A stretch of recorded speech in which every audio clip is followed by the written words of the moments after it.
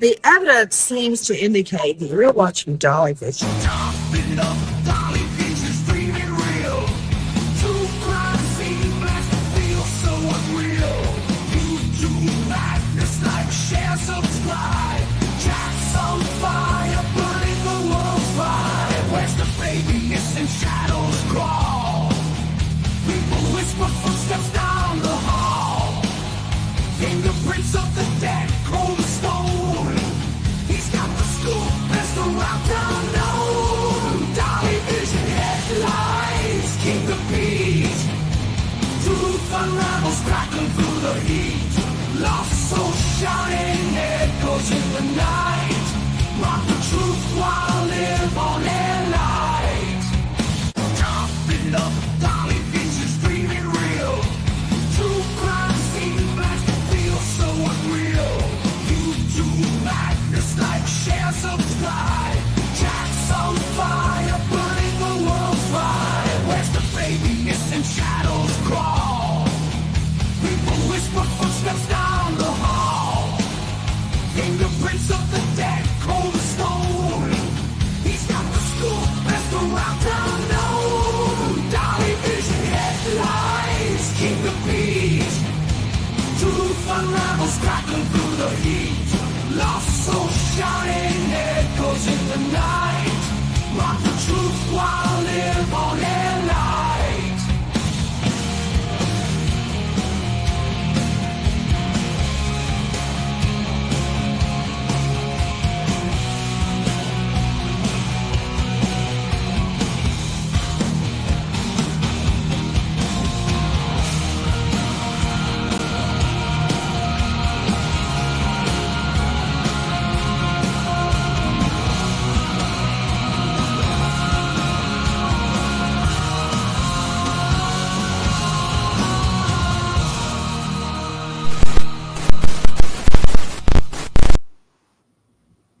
What's up, YouTube? It is Dolly back in the house. And of course, tonight I got the producer herself, the lovely PJ, with me. And PJ, do we got a good show for him tonight? We do. Okay, we got Of course we do. The producer says we got a good show. So if the producer says it, it must be true.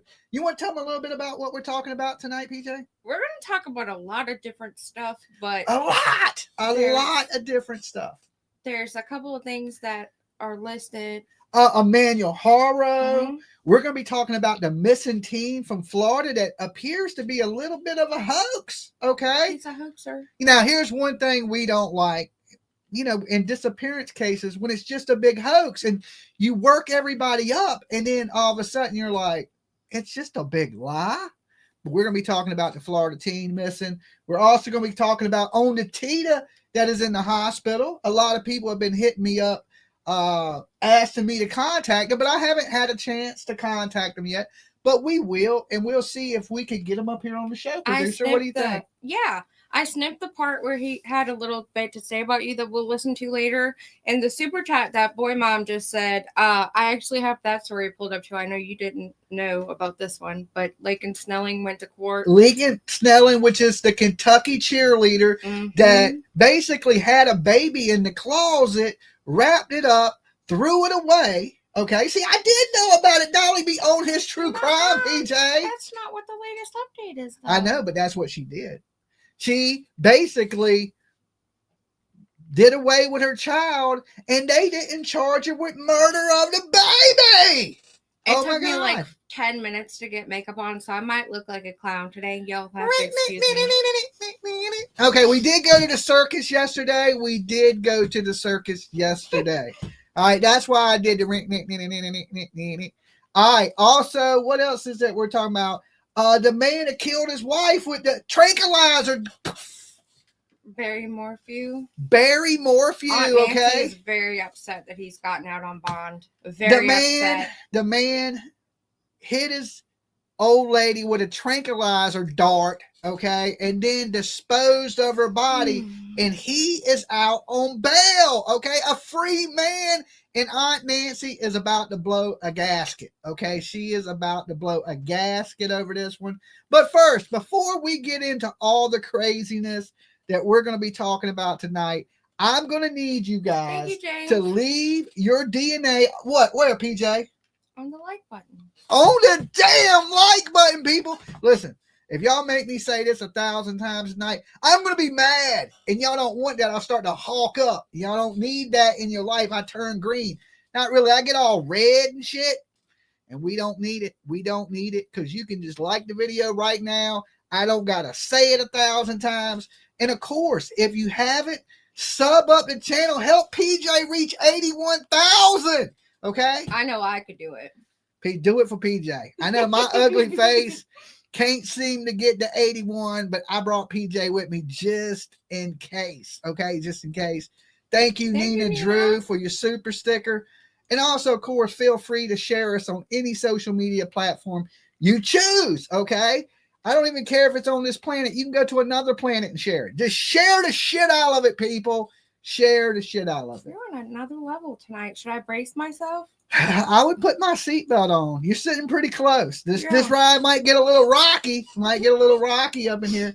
All right, so where do you want to start tonight, PJ? I don't think my upload. I wanted to get the exact timestamp, but I couldn't, so I had to upload the little clip from OnTita, and then we got Nancy Grace talking about Barry Morphew.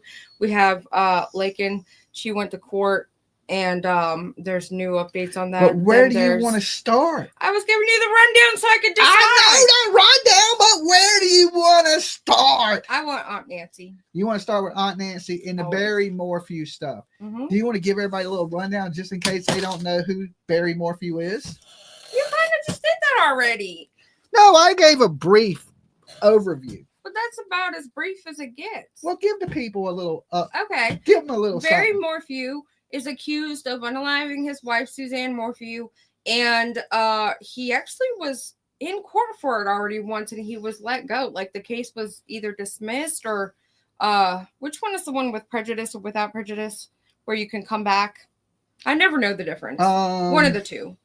He had to come back because he got reaccused because they did more searching and digging and whatnot, and they determined that the tranquilizer that he purchased at a specific pharmacy was purchased by solely him only in that exact area. It's not a common thing. People don't usually just go and get prescriptions for tranquilizers and for their tranquilizer. So he basically shot her down like she was a big grizzly bear. Something like that. You know what I'm saying? Hit her with the trank and the next.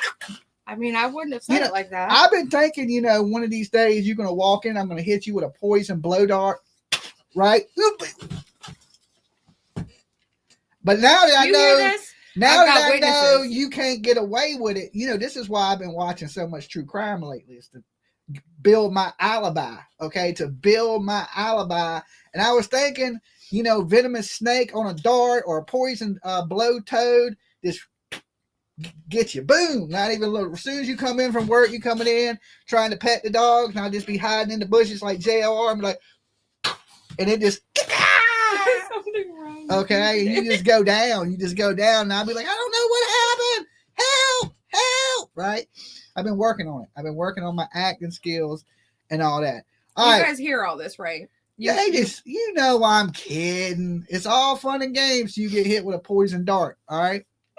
So let's share this video of Aunt Nancy blowing a gasket because this man is basically out of jail, right? He's out of jail for murdering his wife. Nancy wants them eyebrows cut loose. It ain't no stopping it. Let me know if y'all can hear the volume on this. Right. Barry Morphew, charged in his wife Suzanne's murder, walks free. Yes, you heard me. Walks free after a murder one charge. Good evening. I'm Nancy Grace. This is Crime Stories. I want to thank you for being with us.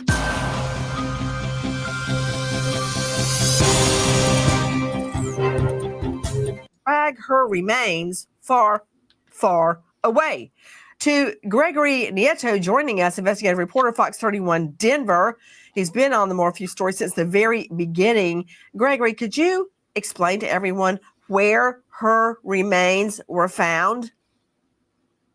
I'm Jordan, and these are my breasts. We've been through some big changes. Divorce. I thought I did.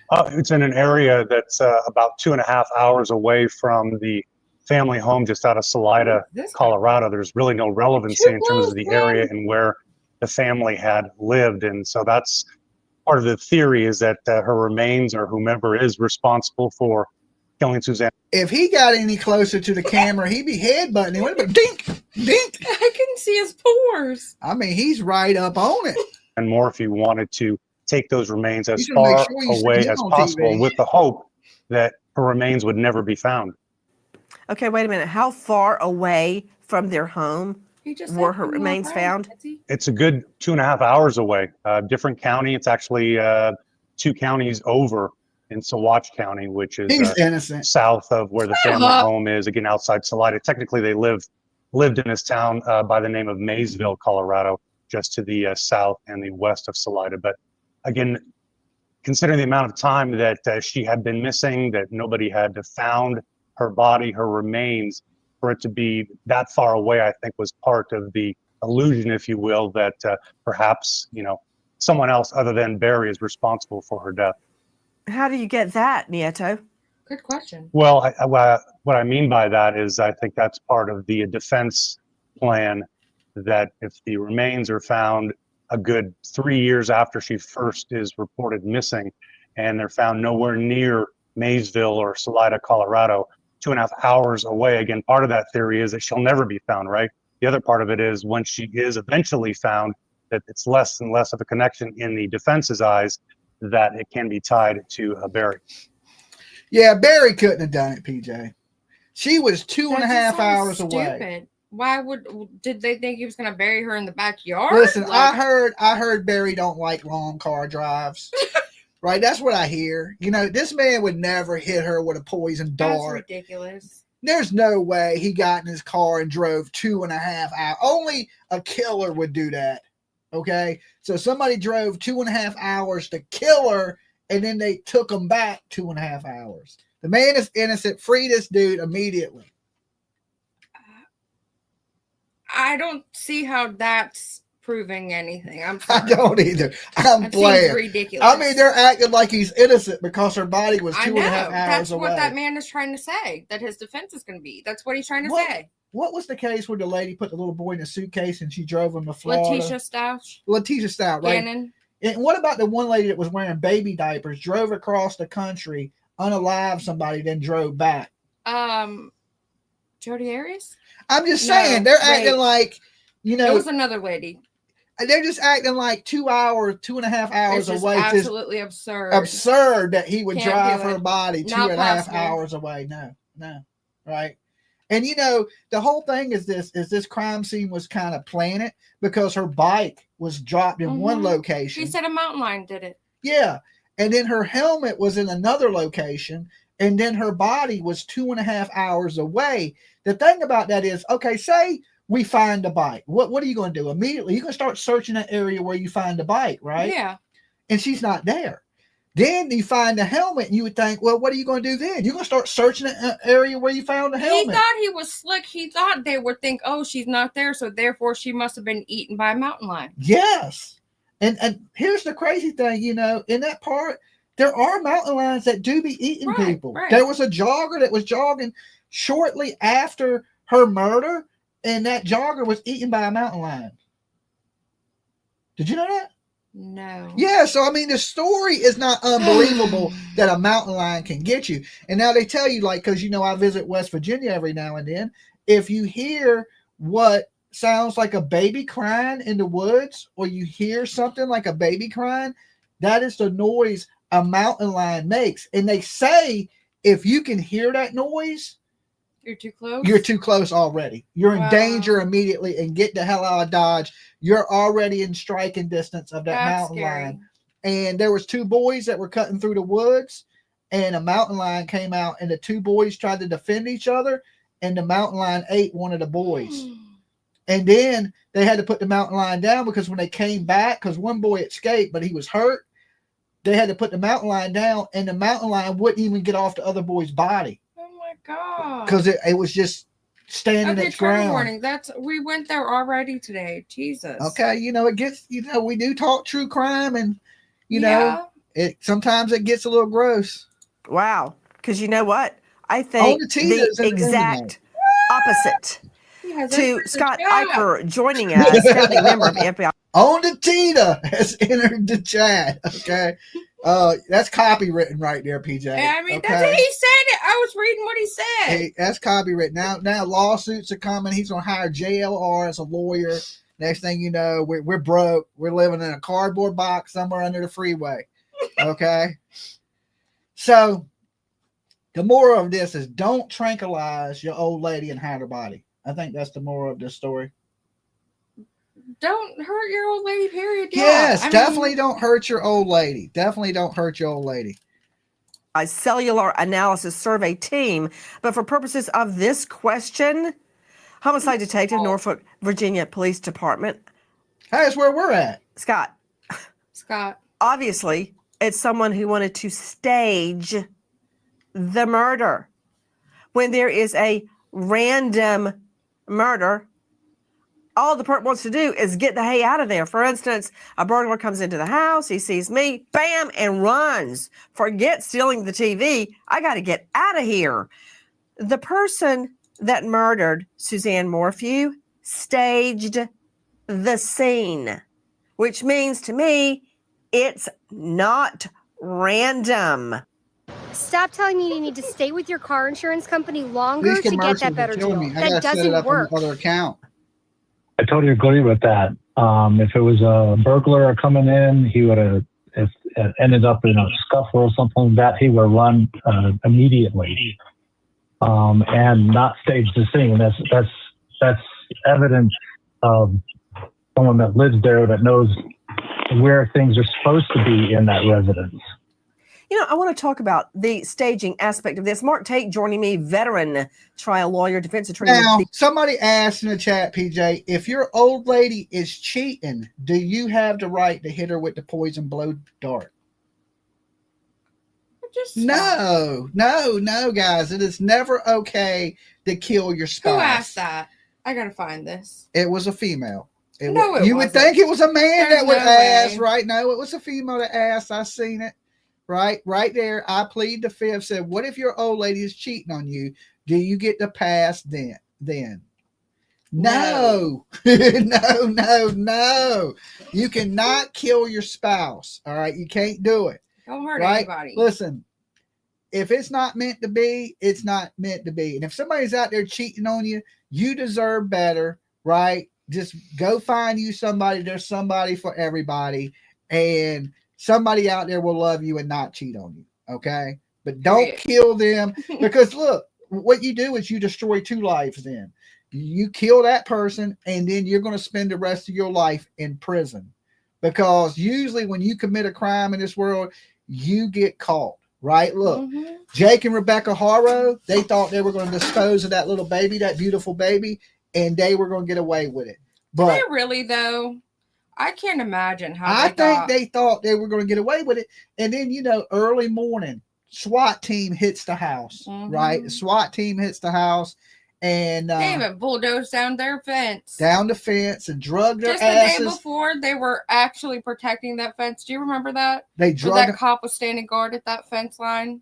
They drug them out barefoot, which they deserve, right? So, the good thing is we got to see the perp walk. That there was people there to actually catch it.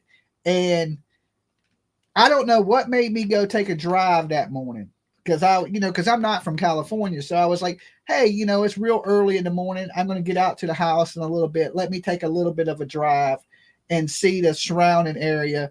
And then I get the call that, hey, the SWAT team is raiding the house. Do you want to put on the Tira on the don't you have the panel up?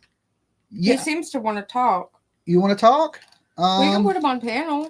He might have something interesting to say. Okay. I mean, I can toss him the link. Do you want to just jump to that part of the show? Yeah, because I mean, why not?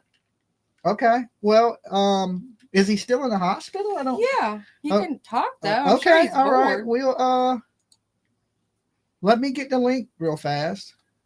I sent you the little clip where I clipped it out where he had some nice things to say about you. Well, I think I heard it in the car. Okay. So this is the link. And guys, when I post this link, don't everybody jump on my panel. This is for OnTita. And OnTita, if you want to come up, you can. If you don't feel like doing it right now, we understand you're in the hospital and, you know, it's all up to you. But I'm going to post that link just in case. That is the link to join us. Now, you're going to have a hard time hearing. I can keep my headphones like this. I can put my AirPods in. Okay. I just have to go get them. Well, no, because then you won't hear live. You got to be able to hear live. Oh, okay. You'll be delayed. Okay. Okay. Well, So, I mean, we'll figure it out. It's not a big deal. Yeah, we'll jump back over to here for a minute, and then we'll get back into the Barry Morphew stuff and the mountain lion and him being out on bond. Aunt Nancy is so mad, and she keeps saying he's free. I mean, I don't. Well, he's not free. He's out on bond. That's what was bothering me about that. Is like she just kept saying he's out free. I mean, there is evidence that this lady was drugged, you know, and that he was the only one that had access to these types of drugs. Wasn't he a veterinarian? No, he was a hunter. And was he a hunter? Okay. That was how he got the tranquilizers. It was for hunting. Okay, we got OnTita with us. OnTita has entered the chat. What's up, Dolly? Hey, how's it going, brother? I've been looking for you. I've been getting the message. We've been out running around the last couple of days, pretty busy, so I haven't had a chance to hit you up. But I definitely got like 50 people hit me up today and said OnTita wants to talk. And I know you've been in the hospital, and I hope you're feeling better. Yeah, I'm okay. I feel better than my body does. I feel better. My body, you know, but I'm good. You got to take care of yourself. It's sometimes it's hard. Like, you know, I seen how hard you was going out there the day that they arrested them out there, and you fell out, and the heat was. I try to tell people they don't understand because, you know, I'm not from Cali. I'm from the East Coast. It is so hot out there. Yeah, I heard that when you posted that, you were like, it's very different. I was watching your past live. Yeah, and like right, you know, before, not too long before I went out to California, I had a big medical scare myself. I had a massive heart attack and was in ICU. So when I was out there, I tried to stay as cool as I possibly could. Did you tell him the story about how that man gave you that wet cloth the day before? Yeah. So, yeah, but that just goes into, I believe, everybody's, you know, God puts certain people in certain places for certain reasons. And I think everything happens for a reason. I truly believe that. And the day before you fell out, a guy came up to me with that cool cloth, and he was like, "Hey, I got this for you, Dolly." And I'm thinking, you know, I don't never use a cool cloth, but if I thanked him for giving it to me. He was a viewer that was watching from California, and I just happened to have that cold water and that wet cloth. And when you fell out, it scared the shit out of me, right? Because you was a little ways behind me, and I didn't see you fall. I heard you fall. Really? You hit the ground pretty damn hard. But you know, at that time, the police were there, people were there, and I thank God that everybody was around when you did fall out to help you like that, and paramedics were there fairly quick. And I know I had seen your videos prior to that where you was going in for your cancer treatment and stuff like that.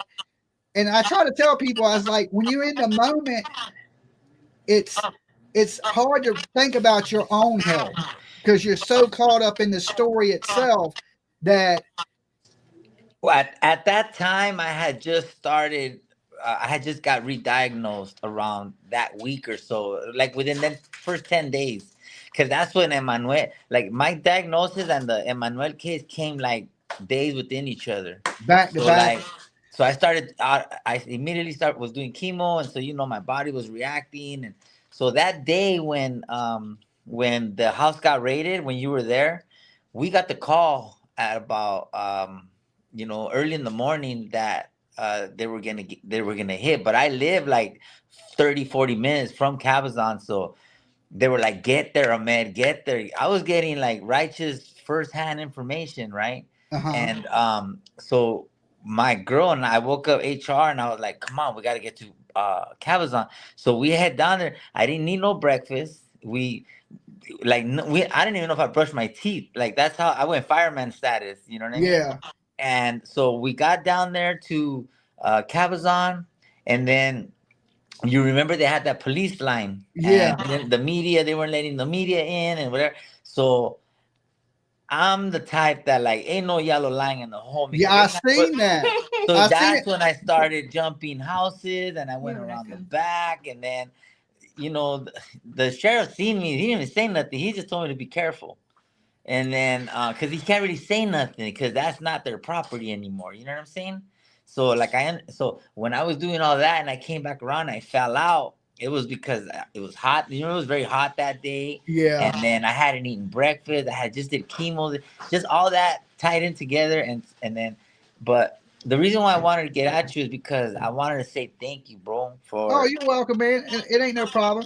I wanted to say thank you because I didn't even know that was you. Yeah, well, I didn't find out that you're the one that gave me that cloth and that water until like later, and then you know, I had I met you already the night before, or was it? Yes. I had met you the night before when you was fighting with the neighbor, arguing with the neighbor, and he came out there and tried to snatch the sign out your hand. Let's make a correction. He was arguing with himself. Yeah. We were out here having a conversation. Remember, you and I and and we were doing our thing, and he came and he blew up the party, and we were like, but I was wearing your shirt right that day. I think the shirt you got was one of my viewers was wearing a shirt, and you got it from him. That was Mike. Oh, him and his wife had on the Where's the Baby shirts, but they're Dolly Vision shirts. Oh, okay. I believe I gave my shirt to him. Yeah. Oh, he's from there. He's from that area right there. Him and his wife were. So they were out there when I was out there. And I was out there. I was the one filming when the neighbor walked up, and I didn't know what he was trying to do. I thought he tried to snatch the sign from you or something. I never met him in my life. Never. That was my first encounter with him, and I was just as shocked as you. Yeah. Well, that's not my first run-in with a crazy neighbor, and believe it or not, the Emmanuel Haro case, how it was not my first experience with something like that. I went through a similar case like this with a baby named Quentin Simon. Quentin Simon in Savannah, Georgia, was a big crazy thing just like that. It was a woman who basically, just like Rebecca and Jake, she threw her baby in the dumpster. Oh. And they didn't arrest her. So she was out and people were protesting in front of the house. And just like you got into it with the neighbor came out there messing with you. I had a neighbor come out and start with me. And I was new to the whole true crime thing. So I kind of went a little, you know. As am I. This is only like my second case, bro. Yeah. And I tried to explain to people, I was like, look, I learned from that, you know, to keep my cool. I ended up in jail in Savannah, and but you know, I was out there. You know, the neighbor said something to me, and it escalated almost into a fight. He was out there with a bat. So I've been in that same situation you was in there. It was like a flashback for me to 3 years ago when I was in Georgia, out there arguing with the neighbor, right? I said it was the junior Dolly Vision. Yeah. It was the exact same scenario. It was almost the exact same scenario, but instead of it being me this time, it was you. And so for all my viewers, they know that because they've already watched the early version of Dolly. I was a lot wilder of a person, and then So I toned it down a little bit. Same here. Well, you know what? As you grow in your page, as you grow in your popularity, and then you start to really treat this as a business, like you're making money, and you know you got sponsors, and you got all these things coming your way. It's only a smart business decision to clean your act up because you know more comes your way when you act right. Yeah. Well, from the Georgia thing, I got a lot of hate from it, and so I learned, like, okay, let me keep it a little more chill. Not because sometimes it gets so chaotic that people lose sight of what the story's really about.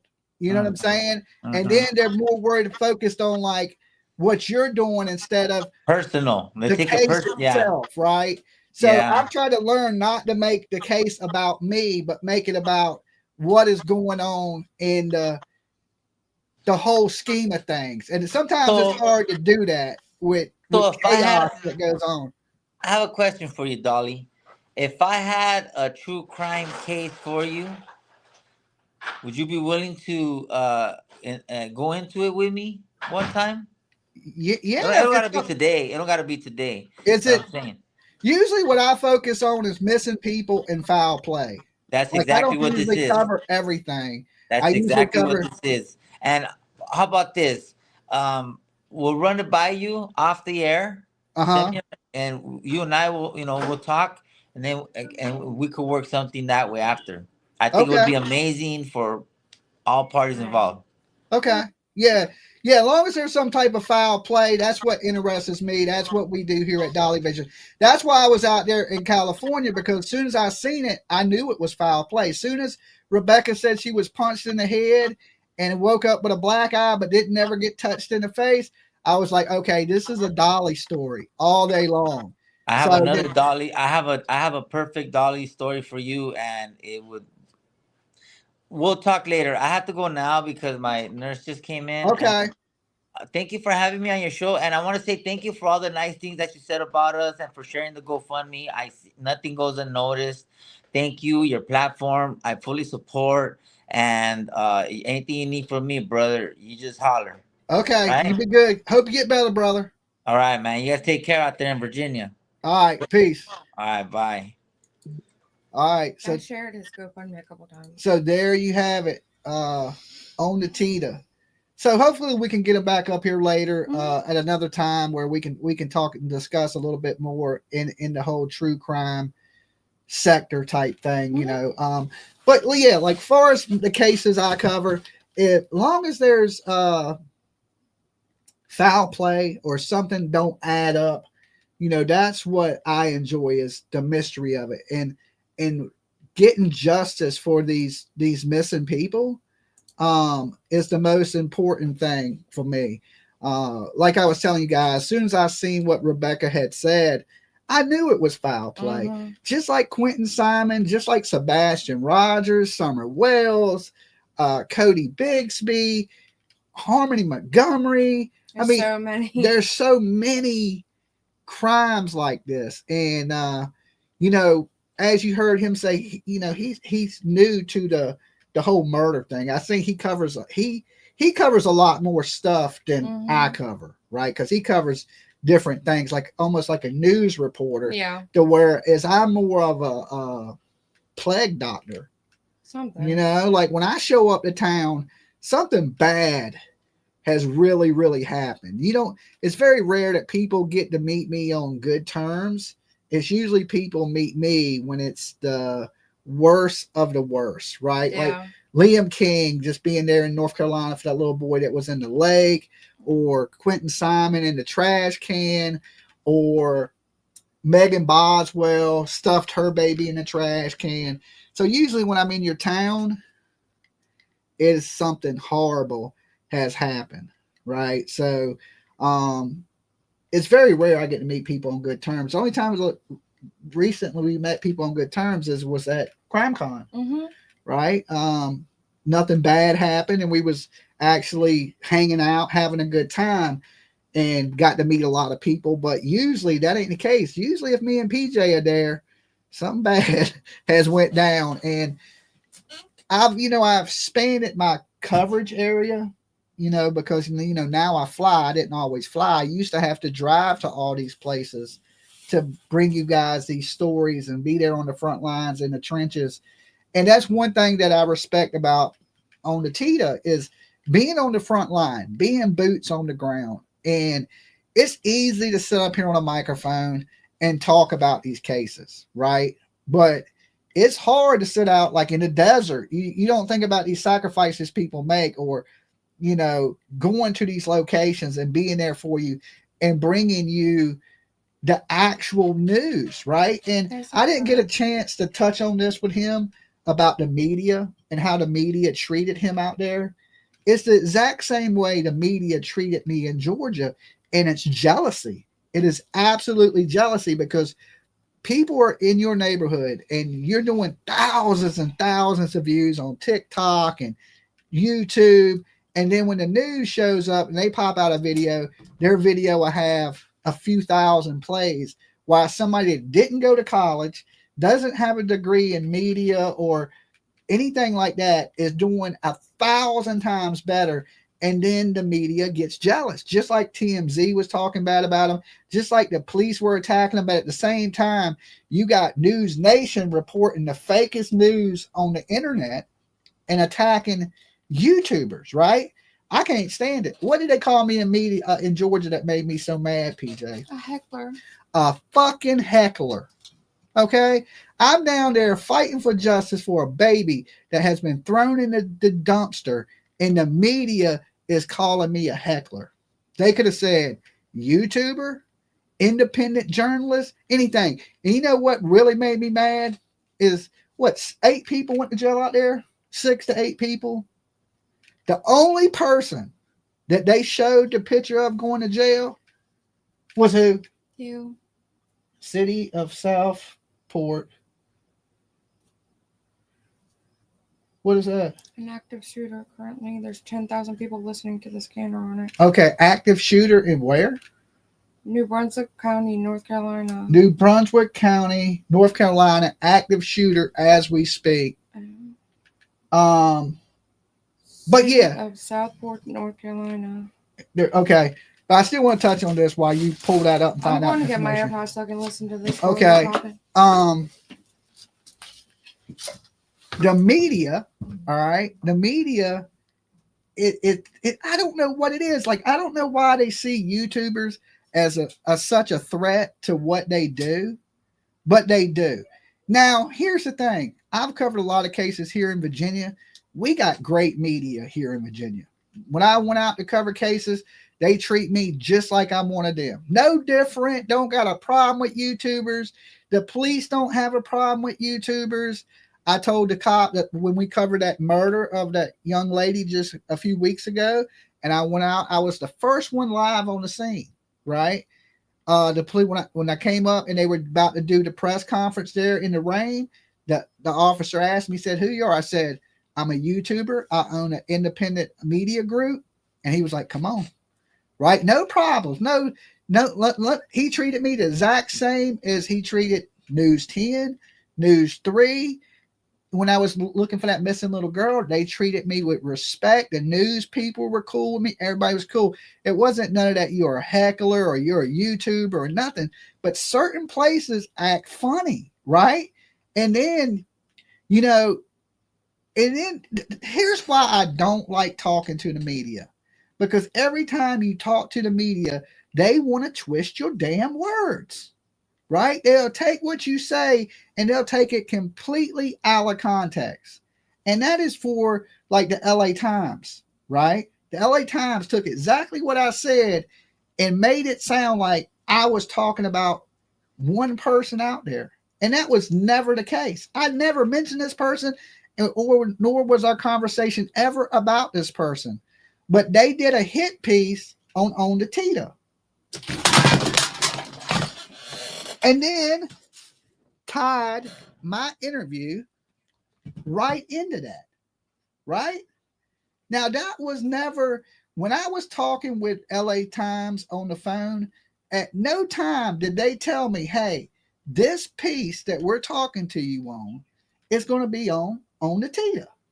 Okay, so when I read it, I was like, wait a minute, this is completely out of context. And that's what they did. And then not only in it, they took a jab at me. Okay, I was thinking, okay, I give you this interview out of kindness of my heart, right? I don't listen.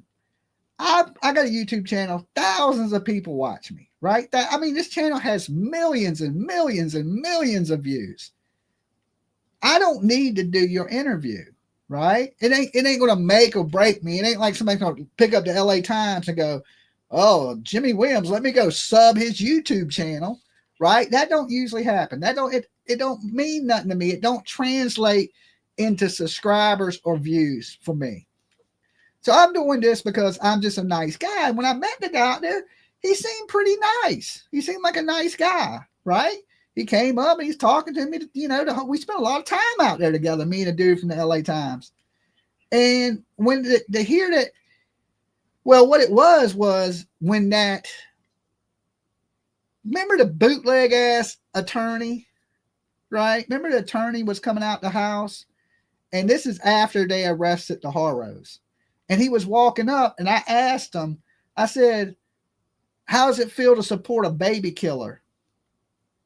Or something like that. I don't know my exact words, but I think it was something along the lines of, you're defending a baby killer. You're like a scumbag. I don't know exactly what I said to him, but in the moment, it was probably what everybody wanted to say to him. But the media, they have a boss. And they couldn't say those things that I could say, right? Or they could, or they were just scared, hey, I might lose my job. Yes, the loser attorney with the fat neck. Okay, Mab says. And I spoke from the heart. That's truly what I was thinking at the moment that he walked straight up to me is, hey, you support a baby. And there's one thing, guys, that shit pisses me off. Like, really, right? Like, I tell people in true crime all the time, it's like, you think you can come in this and your emotions won't get a hold of you? You're wrong. You will. Because, listen, any parent, anybody with a half a heart, you start hurting babies and small kids, it is the worst of the worst crimes to me. I'd rather you be a serial killer and chop up 30 people than to hurt one small child.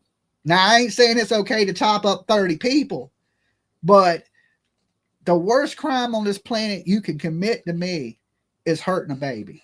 It's the worst of the worst. Like, it ain't nothing else on this planet you could do worse. Like I said, I think hurting one baby is worse than you being a serial killer and chopping up 30 people.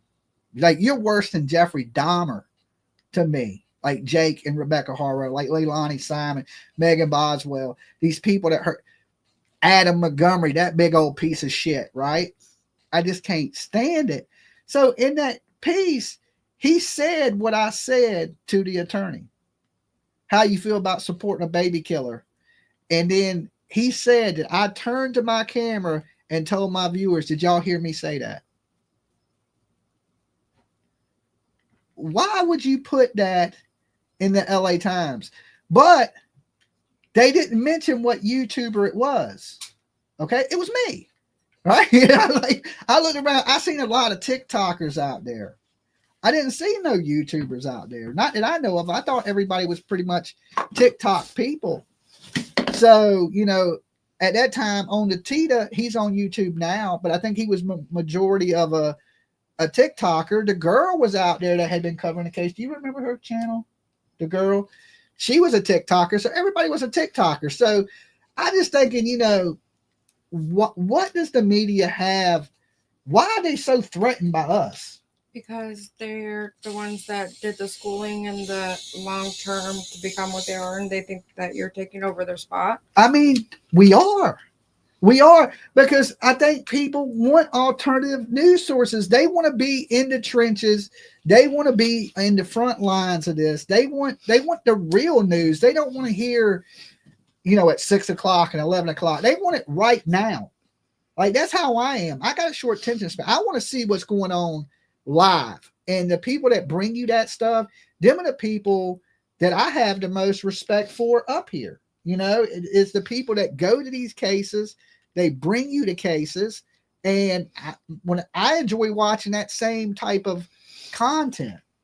Yeah, me too. That's why I'm listening to the freaking police scanner, because it's current. It's right now. It's okay, so what's going on with this active shooting?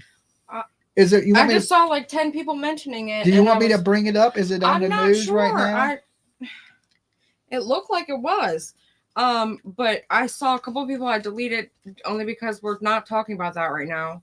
But okay, let's. So then I went to look for it. Dr. Latina says the LA Times and other MSM rage and tabloids, nothing more than corporate junk.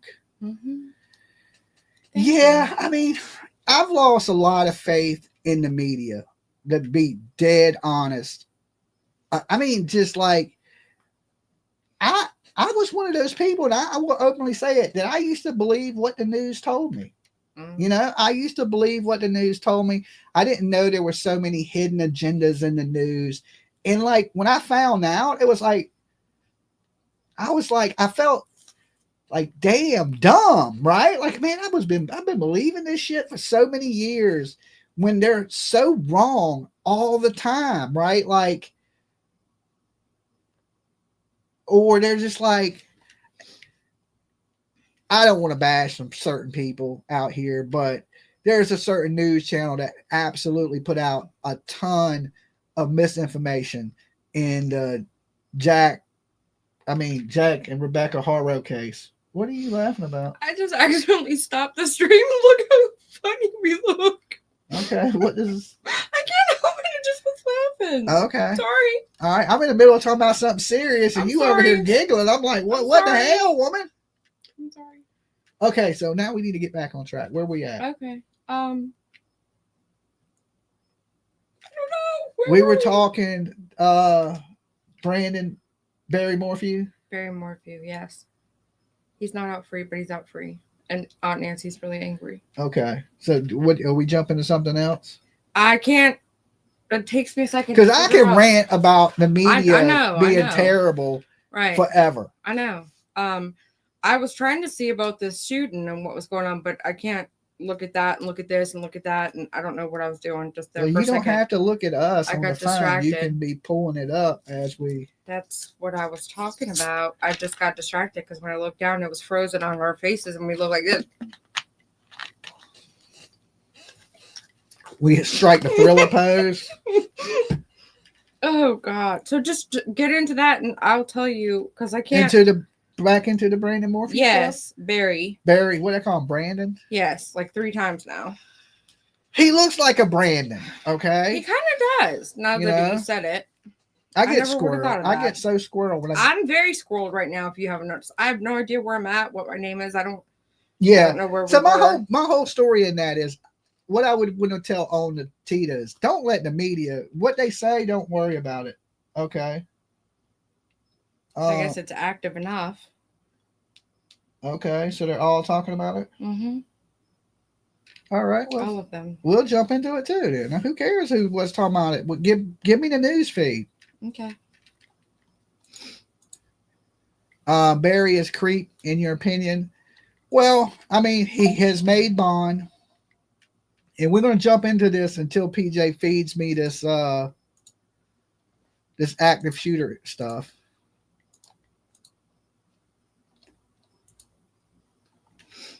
Tate Law Group, who shot to fame during the Alex Murdaugh investigation and conviction.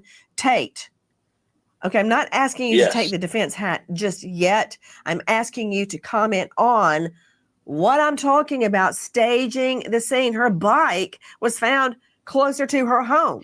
And at the time, Barry Morphew, who has Hold on. Short Leg says, that is the most uncool shirt I have ever seen you in. This is an Art the Clown shirt. This is Terrifier, the greatest gore movie ever made. What are you talking about, woman? What are you talking about? Walked free, everybody. Stated, a mountain lion must have done it. There's her bike. Her helmet was found about a mile away. I guess the mountain lion did that too. So somebody went to the effort of putting the bike here, the helmet somewhere else, and the body far, far away. Just go with me on this. The significance of staging the scene. Who stages? Somebody that doesn't want to be caught. Somebody that thinks they can outsmart police. If it's random, there's no staging. Right. It does look staged. It makes a problem, I think, as you discussed. I'm supposed to take off the defense counsel hat, and I'm willing to do that. But this is the kind of thing that makes it difficult to defend a case. You know, the best type of case, if you're going to defend someone who's accused of murder, is where number one, the body's not found. Number two, that it's not set up to create and appear to be set up to be a distraction. Obviously, there was something created here to try to make it look like it was a bicycle accident. It was anything but a bicycle accident, and it gives this Mr. Morphew, his defense lawyer, a very difficult time, I think, to reckon with explanations. That, and of course, the prescription for the tranquilizers that was found in her, I think makes all of that difficult. Oh, yeah. Yeah. Very, very difficult. Dr. Bethany Marshall joining us. I want you to follow up on what Tate is saying. Renowned psychoanalyst out of the LA jurisdiction, author of Deal Breaker. You can see her now on Peacock and find her at drbethanymarshall.com. Dr. Bethany, staging. It could be anything from, let's see, I had one case where the mom was found dead, naked on her bed, and the perp had put the bathroom wicker, largely decorative trash can over her head. It could be as simple as hiding the body with leaves or putting a blanket over the body, putting the body in a trash bag. Just all of that is considered staging. Or, for instance, in the Ellen Greenberg case, stabbed nearly 30 times. Some cloud super chat, it said red chair. That's the VIP chair, the red chair. It's like the red phone. Okay. Did you send that to me? Get it. I sent you the 2 posts on Twitter, and then I'm trying. Okay, we're going to jump into this little active shooter situation for a minute. Give me 1 second, guys. Wait, that ain't it. I got to pull it up over here. Did you send me the scanner? I'm trying to.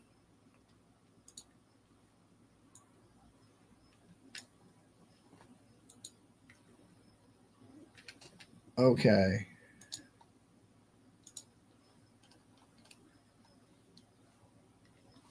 All right.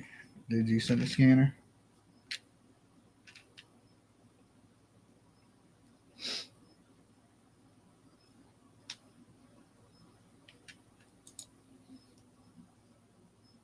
Is this a video?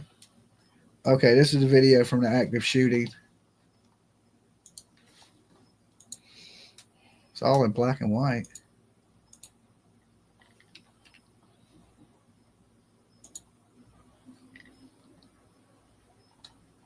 All right, I sent you the scanner.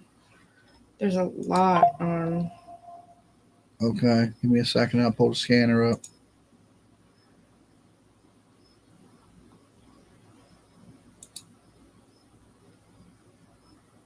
I don't know what page is what now.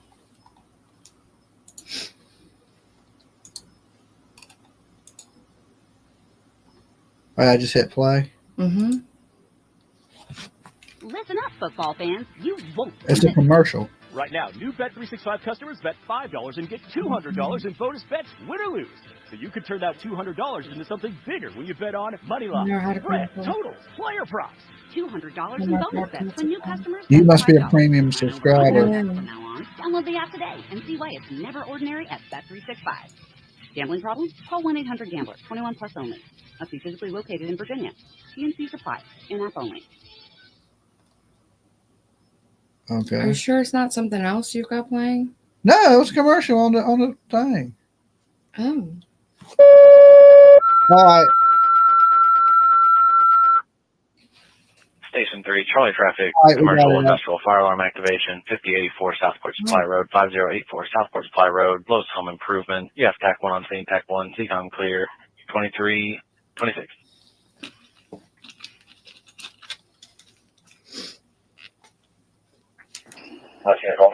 It'll be last, apologize. 30 direct. Okay, this is the scene of the active shooter. We have the let me put this in the title of this video. CCOM 173. Damn it.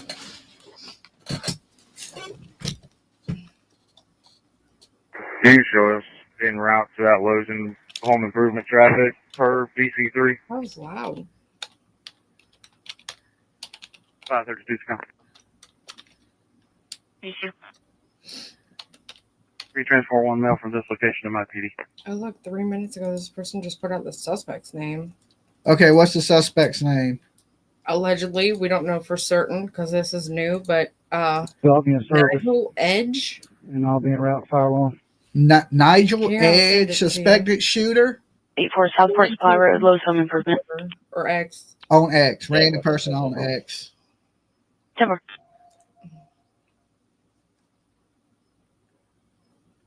Yes, sir, that's correct. 3 to 2, copy en route. It's alleged. It's alleged. I said alleged. I know. I just was reiterating it. They're showing who he is. I sent it to you. Okay. Yeah.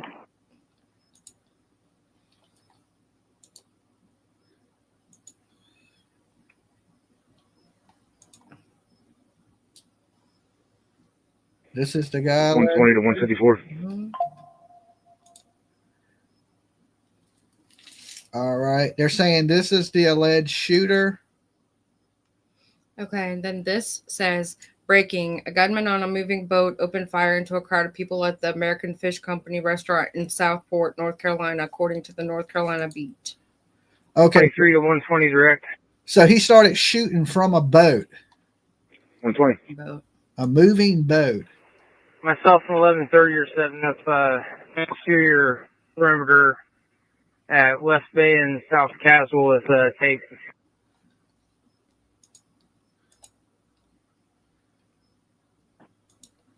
Wow. 240, 240. Oh, and that last thing I sent had a video of it looked like possibly a reporter, but he was saying Correct. I'll be tonight areas 1 and 2. 3 fatalities and 4 people shot. Oh. 3 fatalities, 4 people shot. So 7 total, I guess. 7 total. 15 sitting on clear north and light. Single engine vessel with a dog on board. All right, let's bring this over here. 473 driving. Barry. So, there was 3 fatalities for sure. So far, that's what I understand. 4 fatalities. I think 4 others shot have been transported to the hospital. Do they have the shooter? Barry. Not that I've seen. So, are you able to say there was 3 fatalities for sure? 10-4, County advised Beacon 22 on the 1076 at Ocean Highway. I think 4 others shot Yeah, correct. have been transported to the Oh. hospital. Good old Dozier's stop. Barry. Oh, you went. He's not there. They took the shooter. Are you able to say there was Don't have a shooter? Not from what I Okay, a pure shooter still at large. fired from a boat near American Fish Company restaurant before fleeing. Suspect remains at large. But this was 30 minutes ago. Okay. Good old Dozier's stop. Barry. So, are you able to say there Can you was 3 advise us fatalities tonight for to the sure? hospital then handled yet? Okay, it's reported update. At least 9 shot, 3 dead after gunman opened fire from a boat in Southport, North Carolina restaurant before fleeing by water, officials say. So he did a drive-by on a boat. How is that even possible? And for them not to be able to find, I mean, it's not like he can get lost in traffic or something. Yeah, but if you don't have any boats on the water, you got to. They have patrol boats everywhere on water. I mean, they have the Coast Police have Guard boats, stuff. They You have gotta- Coast Guard. They yeah, have but military. they might not be in the water. I mean, Come on now. you would They have to could put them get in the water, and people are crazy, right? People are just absolutely crazy. We have a drive-by done in a boat, in a 20-foot fishing boat. 23 foot, yes. So these people were outside, what, at a restaurant or at a fish market, and he just drives up, starts shooting into the crowd. Wow. Who is he mad at that point? Just one of these days says I live 20 minutes from there. Maybe he's a fisherman that tried to sell some fish, and they, I'm sure there's a reason, some type of explanation of why this guy would We got drive. 400. You can slow anything else down coming to Lowe's. 10-4, 3 to 2 right. Coast Guard active search for waterways. Okay, Coast Guard is searching the waterways now. This is just, and I'm reading, this is some sort of app they sent a screenshot of. Okay. Basically, yeah. Yeah, I mean, that's one of those scary things where, you Signal 533, unit signal 50. You're somewhere and somebody just opens fire. Copy, signal. That is a scary situation. It definitely is. So right now, we know that 9 people have been shot, 3 dead after the gunman opens fire from a boat. So nonchalantly. 3 are dead. What the hell am I supposed to say? I don't know. Lost their life. Something nicer. I mean, the headline reads 9 people shot, 3 dead after gunman opens fire. I don't know. I didn't write the headline. I know. I mean, I can say it differently. Tragedy strikes. Okay, tragedy strikes. That's a lot. 9 people are hurt badly. They need our prayers. 12. Unfortunately, 3 of those people have tragically lost their lives. Perfect. There you go. Okay. And yeah, I'm just reading what the headline says. I see what you're reading. I know. It's not your fault. I'll try to do better. I'll try to do better. 240, 10-4, any needle traffic? Okay, here's another one. This has more video. Okay, let me get it. I am. I'm trying to send you because I see it. All right.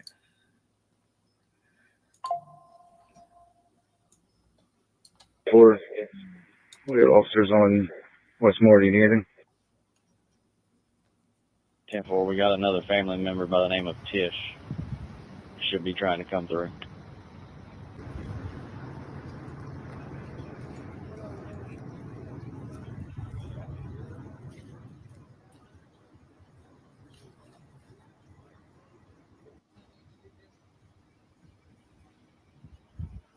Yacht basement.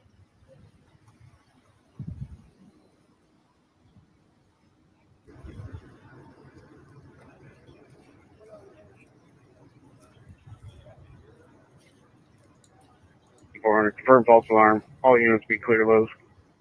400, 10-4. 386, right?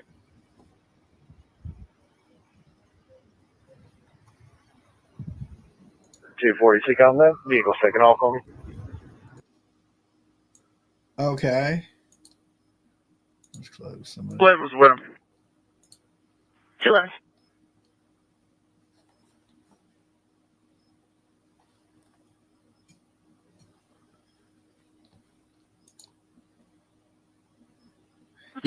Yeah. I mean, these are what you got to be aware of when you go anywhere. Somebody just, save that picture and turn that into a thumbnail. Okay. Because we have kind of switched up what we're talking about. 4 copy Mulberry Park, signal 50.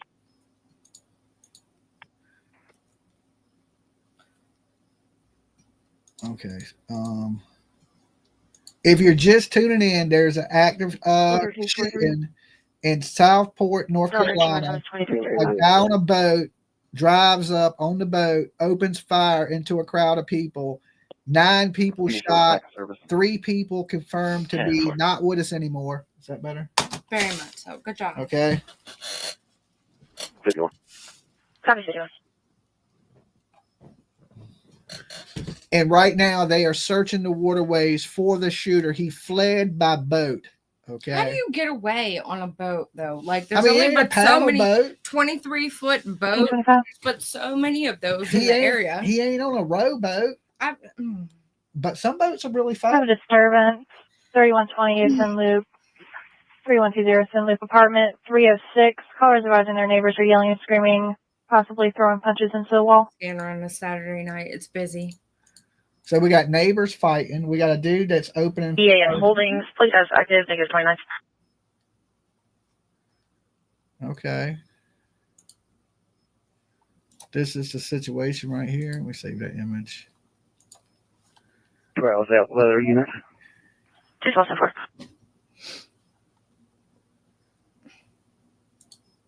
Driver 31.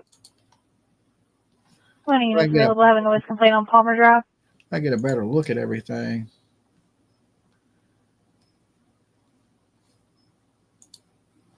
Live there, Fat Temper.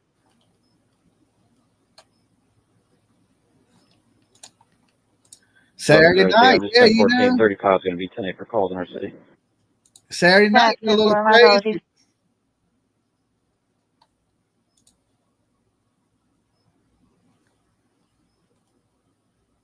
Yeah, so it looks like this is somewhere right on the water around some houses. And, you know, there might have been people out there gathered. And right there, it says what it is right there. Something company on the thing.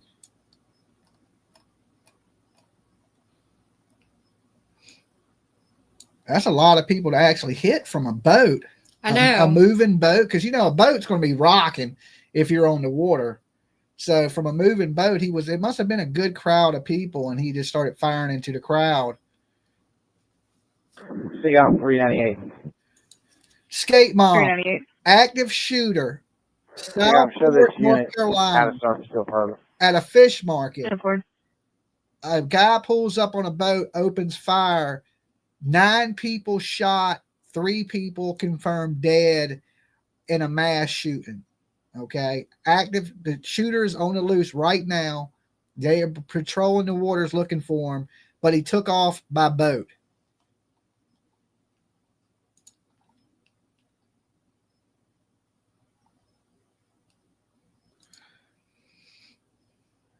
It's always packed on a Saturday nights. Okay, so just one of those days, they live right there 20 minutes from the station, and it's always packed. I'm going to be there clear on the from road. the exact service. Like last call or something. Why? It just doesn't. Zach has the best comment. Yeah, he says, guess GTA 6 came out early. Little too soon for the jokes. But that is a good one. Okay. On a normal day, I would laugh, but since this is an active situation Good idea. and people are dead, we ain't going to laugh at that, Zach. All right. Because if People it was are no longer with us. yes, it's a little early. Like PJ tells me when I try to tell a joke. I'll be back 10-8, code 4, 533, 521, still on scene of the booty. So tired of people including their dogs in their criminal activities. I know the dog didn't ask to be put there. Do you think they'll lock the dog up? I don't think so. Okay. Poor dog. I know. They may take, when they arrest him, they may have animal control take the dog to the shelter. So that's a little scary situation. And you remember, like, my dog, Code 2 from Tiff at the 1060, mall, send me back on my shooting at the mall. That scared the shit out of me. And we were live on the internet, and she calls and says, Dad, I am barricaded in my office, and there's an active shooter in the mall. Put 173 mutual aid for Southport coverage of their district. Hold on, 10-4.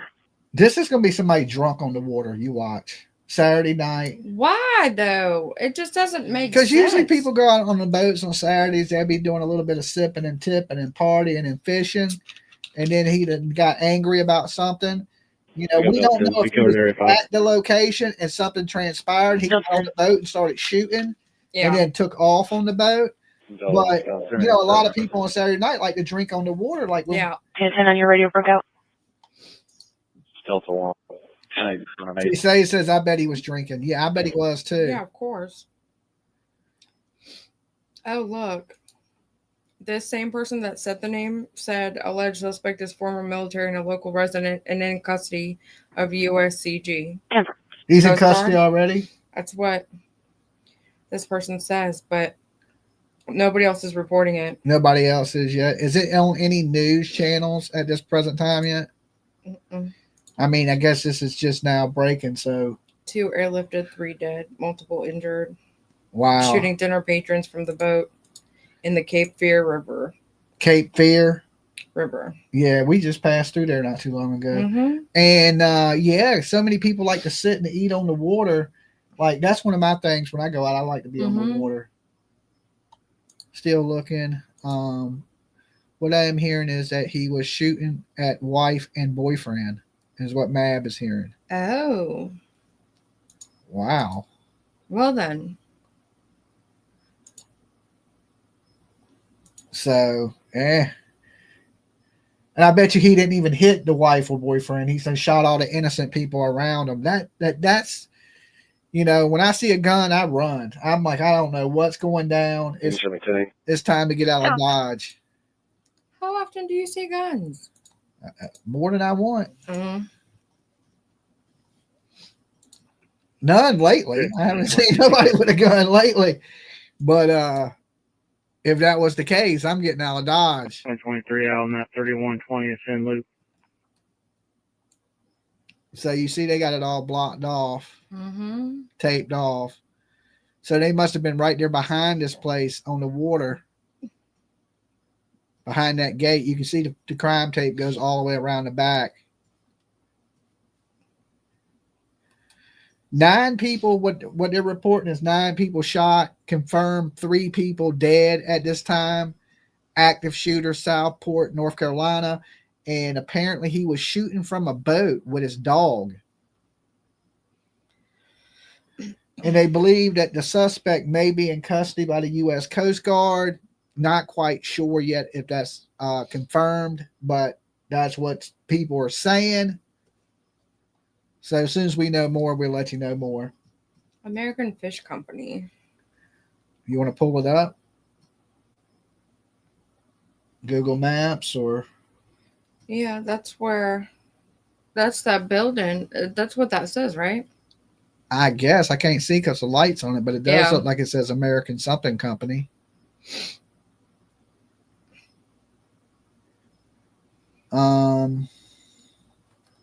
Yeah, reports that a boat pulled up to the American Fish Company in Southport Yacht Basin in North Carolina and began firing into the crowd.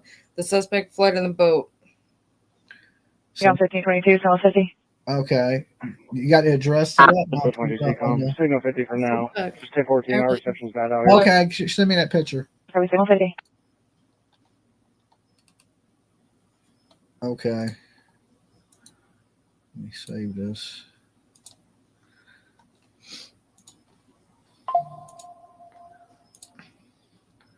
Let me edit. Signal 125. 10-4 for 1096 at 634 Marshgrass Court, 634 Marshgrass Court. Caller advised I heard same near Duffman Creek Road and Indigo Plantation, just 1096. All right. And you sent me that other picture? Mm-hmm. Well, I sent you the link to the thread. I wanted the picture. 25, how far have I? 133, come on. 1023 that area. We're 125 an hour on foot. Okay, that's fine. I mean, I can save it right here. I just want it so I can blow it up, show the people where this was at. Mm-hmm. And we're pulling up now. 10-4, I'm up at apartment 306. Let's make contact.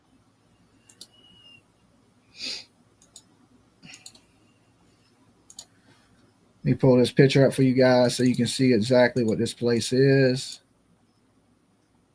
Did I not save it? Yeah, I did. Here we go. You see, is it like a bar? Yeah. It is a bar. It says America's or Southport's best waterfront bar, Yacht Basin Drive. Yeah, so basically he's going to have been drinking there and probably got into a boat. He probably got into an altercation while he was at this bar. He gets on the boat because you can see the slips behind it. See the slips where you can pull up and park your boat? That's like Joe's Crab Shack in Great Bridge. You can pull up to the bar. Right? Which, that used to be like Pelicans in Ocean View. Yeah, you right on the pier. Yeah, you pull up to it, you dock your boat, you get out, go in there, get hammered, and hope you don't get pulled over by the Coast Guard on the way back. On your boat, yeah. Yeah. And, they encourage not drinking and driving, but not so much drinking and boating. I mean, 1092, 1462 Old Waterford Way, Fisher Hilton. Thank you, Dolly and PJ, for keeping us informed. Prayers to the victims. Yes, right now 9 people. 2 people have been airlifted. Mm-hmm. So the death toll could go up, but right now 3 confirmed dead. And like you see how packed that place is. There really ain't nowhere to run. It's pretty open. And I'm sure that's a bar in the middle. So oh wow, look. I just seen Plunder posted the actual dispatch audio, I guess, from when it happened. Okay. That should be interesting.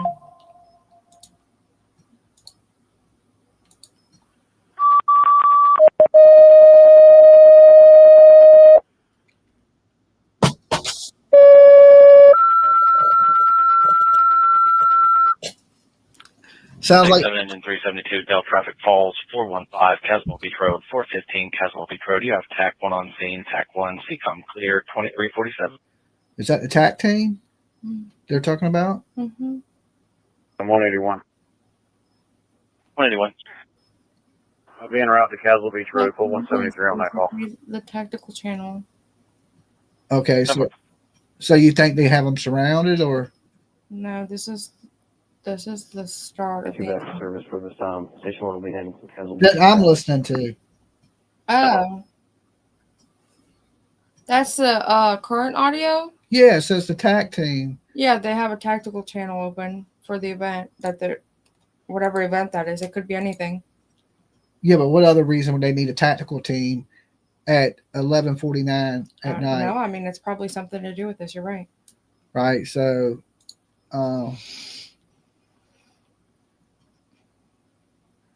Southport, North Carolina is it's south of Wilmington.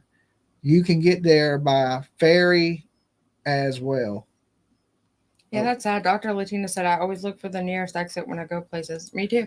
I don't like being in the back of the building where the exit is far away. Yeah. And I've been like that for as long as I can remember. Like my anxiety. Remember how at first when we first met, I had a hard time going into Walmart. Like the very, very back of Walmart always freaks me out. I don't even know why, but it's like just how I've always been. Yeah, I always sit with my back to the wall facing the door, so I can see if anybody comes in, or something goes down. But I don't always think about that. Sometimes it's like I'm just, about my day. I'm not thinking anything bad. But I mean, you gotta be careful these days because this is starting to happen more and more and more of people firing into crowds. So, I mean, it's really a dangerous situation. You got to be, you got to really pay attention to your surroundings. And I can tell you this, more stuff happens when there's people drinking than anywhere, right? Like all the trouble I've ever been into in my life has stemmed behind bars and drinking. Oh, Lord. These people that are pulling up this person's social media that they think did it. Well, of course, that's what the internet does. I know, but this person has innocent to proven guilty. I understand that. Right. We got to say that the person we were talking about, he's innocent to proven guilty. And at this time, we don't know. It's just speculation that he is the shooter. Once, the police come out and say he's the shooter, then we'll confirm that with you. Some Cloud says, PJ? Yes. Yes. She said yes. But all these people out on a Saturday night having a good time there. I would think at the market would be the last place you were shot. It's a bar. Never. I wonder why they named it Fish, because it's on a pier. Duh. Yeah, I guess, right. And it's probably a little bar and restaurant where they serve fish. So you put 181 on that Castle. Thank you, Bailey. 10. For your super sticker. An hour ago, suspect was not in custody. Where's the 120 to 154. American Fish Company, Southport, North Carolina. Yeah, see, look, it's like a cute little, see? Right on the beach. Right on the water. Ew. Yes, I mean, you got to remember, they're on the coast, right? Is this the coast? I would have to see it. I need the map. Quest it. Do we have an address for it? Type in the freaking American Fish Company, North Carolina. I'm sure it'll come up. I don't know the exact address right off the bat.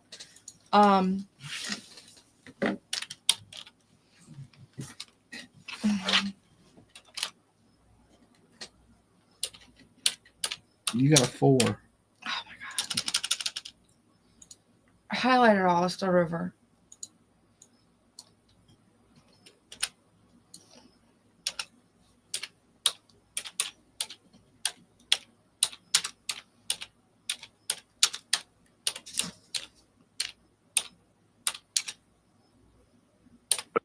Chico. 735. I'll be out at 601 Palmer Drive, reference my traffic. 10-4.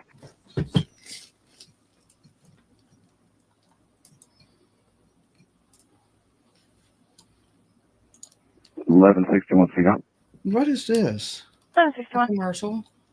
10-4. Show me 10 Oh, you Southport. skipped it. I have no idea. It's an ad. See how it says ad up there? There.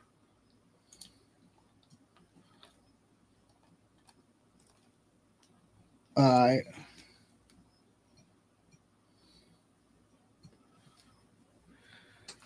So yeah, he had like, look, there's so many places he could take off on a boat, but it's not right on the coast. Still tonight. He could go out this way and get out into the ocean, though. Dr. Latina, thank you so much. Thank you. This don't give us a street view, does it? No, that's Google. I don't know why you went to MapQuest. I don't know. I'm old school. I was going to say, that's what I would have used like 20 years ago. Okay, hold on.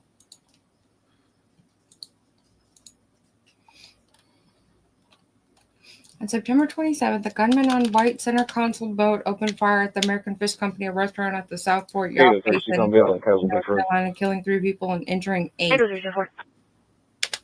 What? Okay, here we go. Here's a better view of it. I sent you the 2 pictures that I was showing.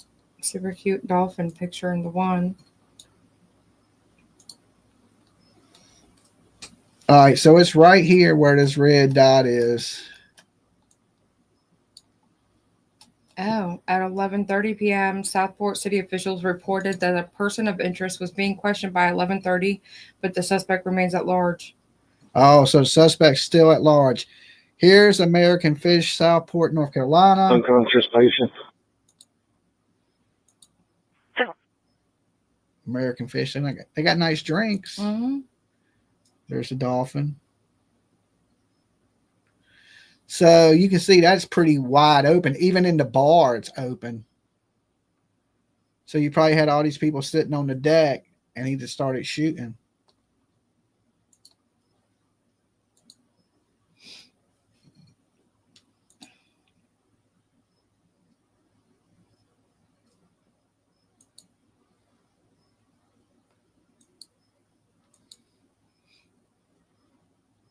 Yeah, good view. It's nice. Mm-hmm.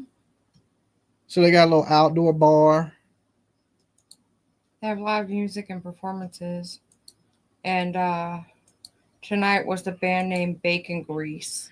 Bacon Grease. 100. All right. You go get around Bacon Grease, you're going to get burnt.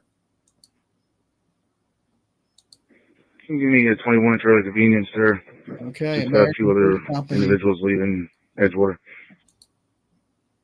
This is from the New York Post 10 minutes ago. Okay, New York Post. What does it say? Numerous shots were fired from a passing boat into the Dockside, North Carolina restaurant on Saturday night in a shooting that killed 3 people and injured multiple others. Officials say the unidentified vessel pulled up to the American Fish Company restaurant in Southport Yacht Basin around 9:30 and opened fire into the crowd of unsuspecting diners, according to Star News. The boat then took off. No suspects having been captured as of 10:30 p.m. According to city manager Noah Saldo, the Star reported. Is that it? No. So he went through the international waterways. So he done made it out into the ocean. Right. 3 people were killed and 8 others were injured. the Star News reports citing city officials. One person of interest is being questioned in relation to the deadly incident, the report stated. I wonder who they're interviewing of interest if they don't have the shooter. What doesn't make sense. Like, did somebody know about it or something? Is it somebody from the bar that shot and took off, or is it somebody that drove by the bar and started shooting into the bar? Is, maybe there's some rumors, that the wife and boyfriend was there at the bar and somebody started firing into the bar. Could be anything. Nowadays, people are crazy. Well, prayers for the people that were hurt and injured and the people that have lost their life. And the crazy thing is, if it is something like that, like now you done hurt and killed all these innocent people. All right, for what? I can tell you if you want. Tell me what. What do you want to tell us? It sounds to me back on the island. The scanner sounded like he was firing from the boat. He was. Yeah, but was he at the bar first and then went and got on the boat and did this? I don't know. Yeah. Like, how would he know? Even if it was his wife and her boyfriend, how would he know they're there? Somebody says maybe his ex was there. I don't see anything like that. Y'all need to stop arguing. We're not arguing. 14 CCOM, we're off duty. People are so weird. 10-4. I can tell you if you want. The person of interest. We have. Okay, yeah, tell us who the person of interest. What do you know, Mimi? We can also open the phone lines if you're in the area and want to call in. Give me 1 second and I'll do that. If you have any information on this shooting.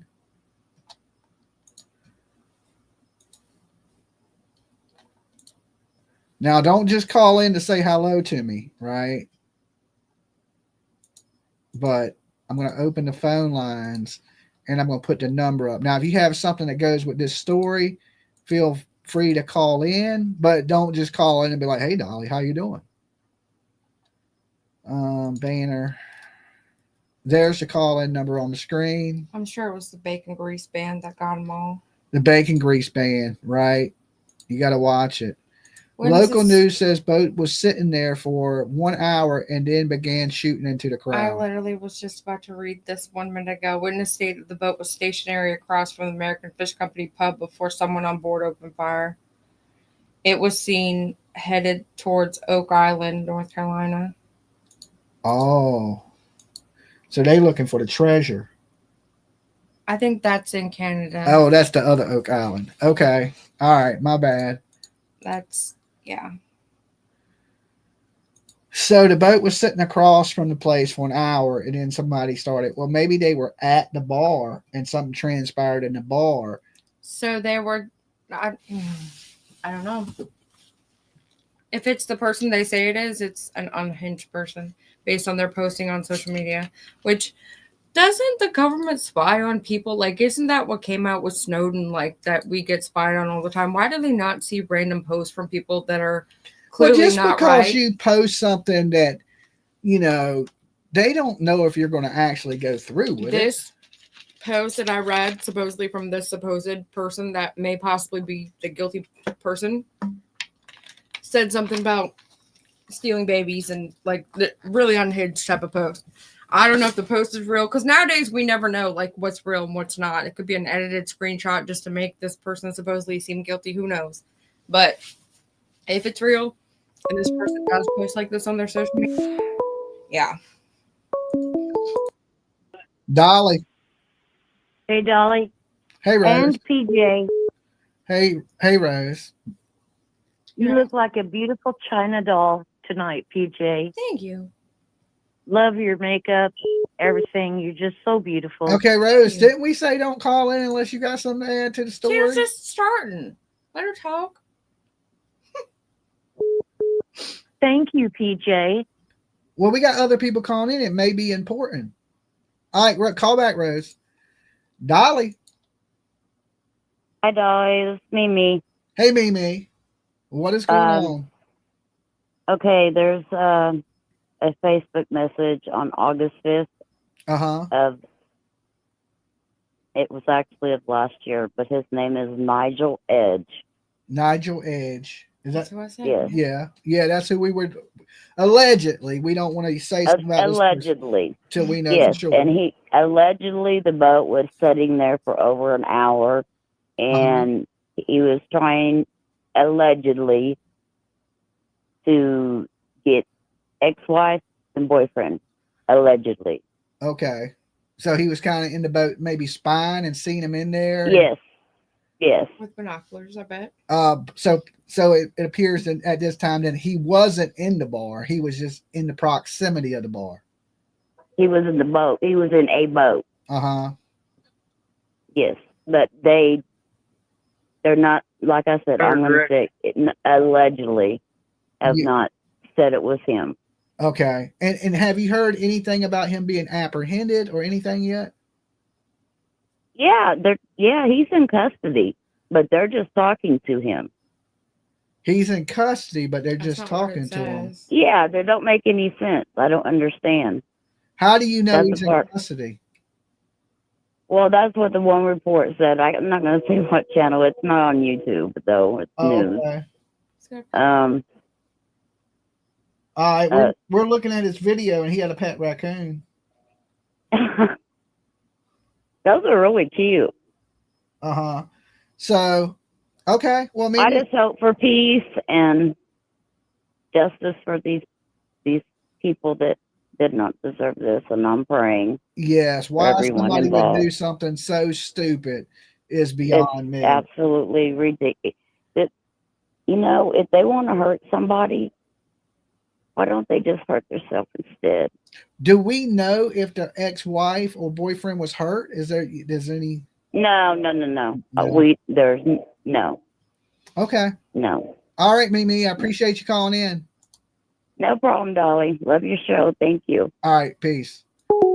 So right now, this is just all allegedly that what was his name? Nigel Edge.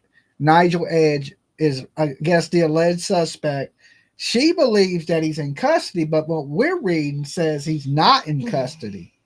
That they have a person of interest that they're talking to, but not. They don't say they have the shooter. That he made his way towards the international waterways, and is still on the loose. So, and we pulled up his social media, and he has a pet raccoon. Okay, do you want to send me that? Mm-hmm. Okay. He's got a bunch of unhinged type of posts. So he has a bunch of things that seem unhinged. Just strange. Not necessarily unhinged, I guess. It could just be, I don't know. Okay. So where's the one with the raccoon? Oh, right there. Here. So let's. Allegedly, this is who people are saying is the shooter, but we have no way to confirm this. So right now, of course, this man is innocent and presumed innocent to guilty, right? We don't know positively. I've got so much stuff open, I'm losing where my page is at. Okay, I can close this. That got to stay open. That got to stay open. We can shrink this.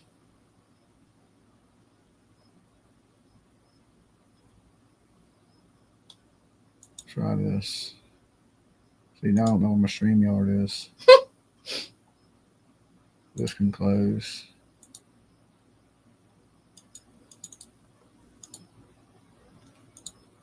Wow. Go ahead. All right. Now 100 Ocean Drive, 500 Ocean Drive, Beach House at Oak Island. Loud music coming from behind the location. Copy. Show me in the area. That's a chunky little feller. Yeah. I want a pet raccoon. They look cool.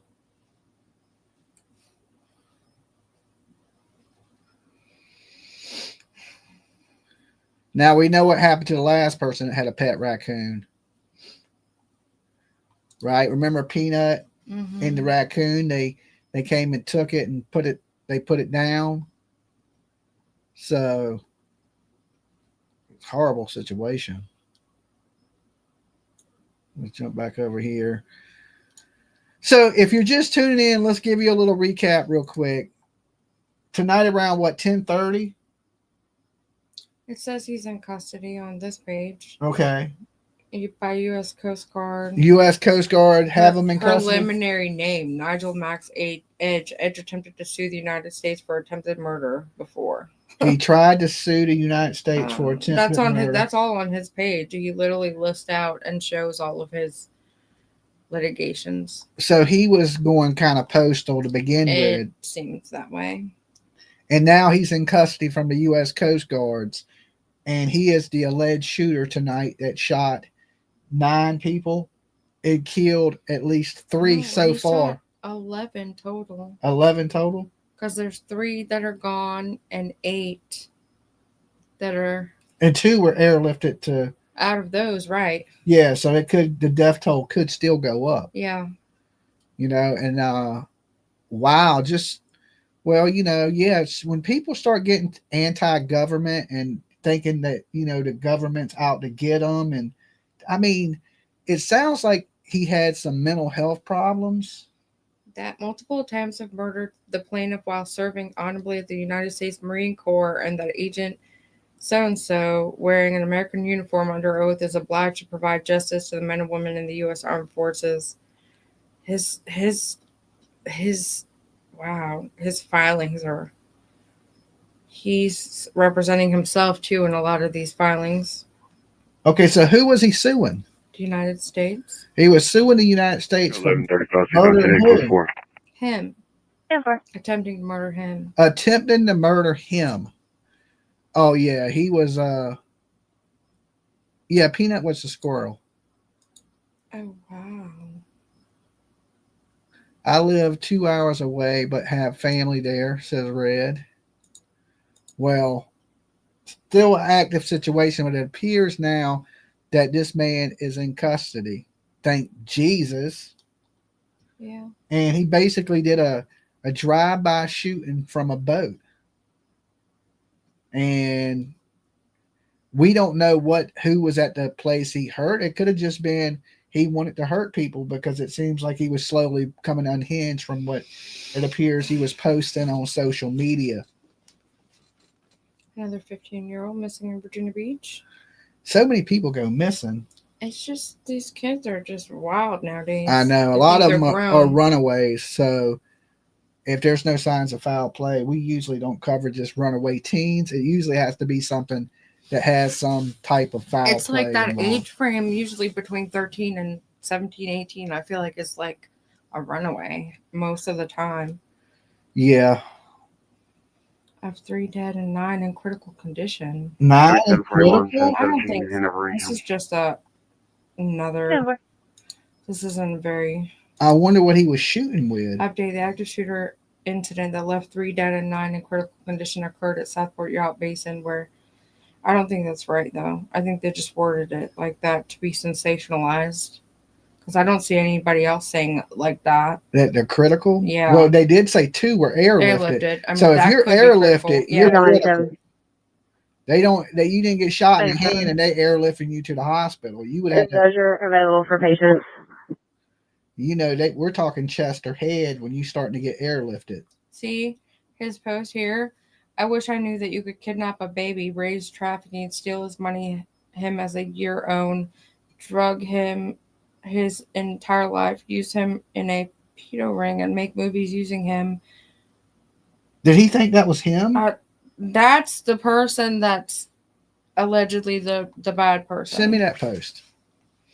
It's hard to even read. It's like a rambling written down with no periods, no nothing. It's hard to read it. Yeah, I've been talking about how serious we need to take mental health in our country, and a lot of people don't take it very seriously.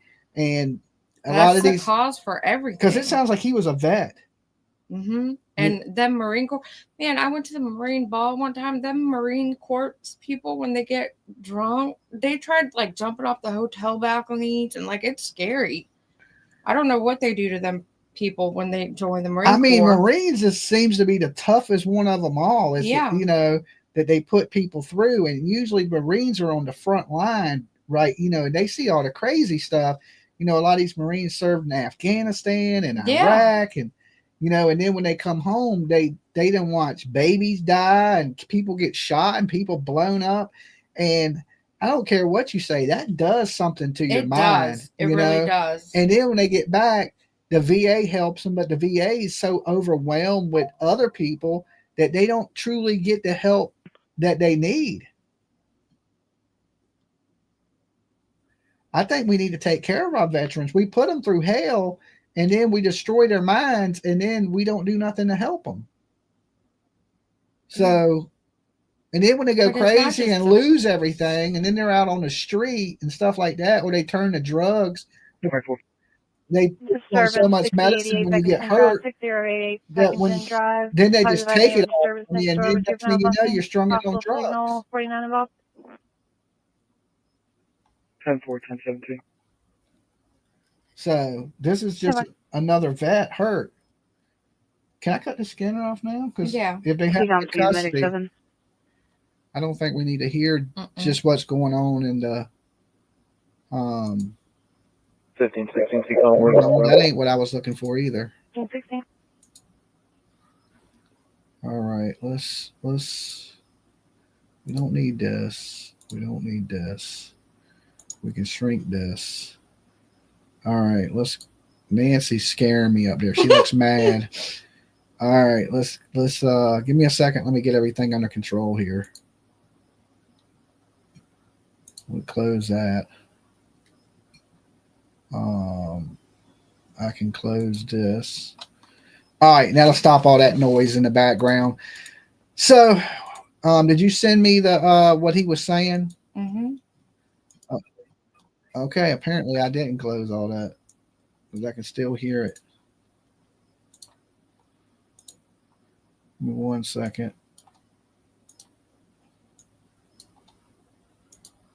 All right, that is closed. Oh. There we go. Now I got it closed. All right, this is his post. I'm gonna have to save it to blow it up. All right, now let me close that. Let me open his post so we can see how unhinged he actually is. All right. Let's shrink this. Let's share this.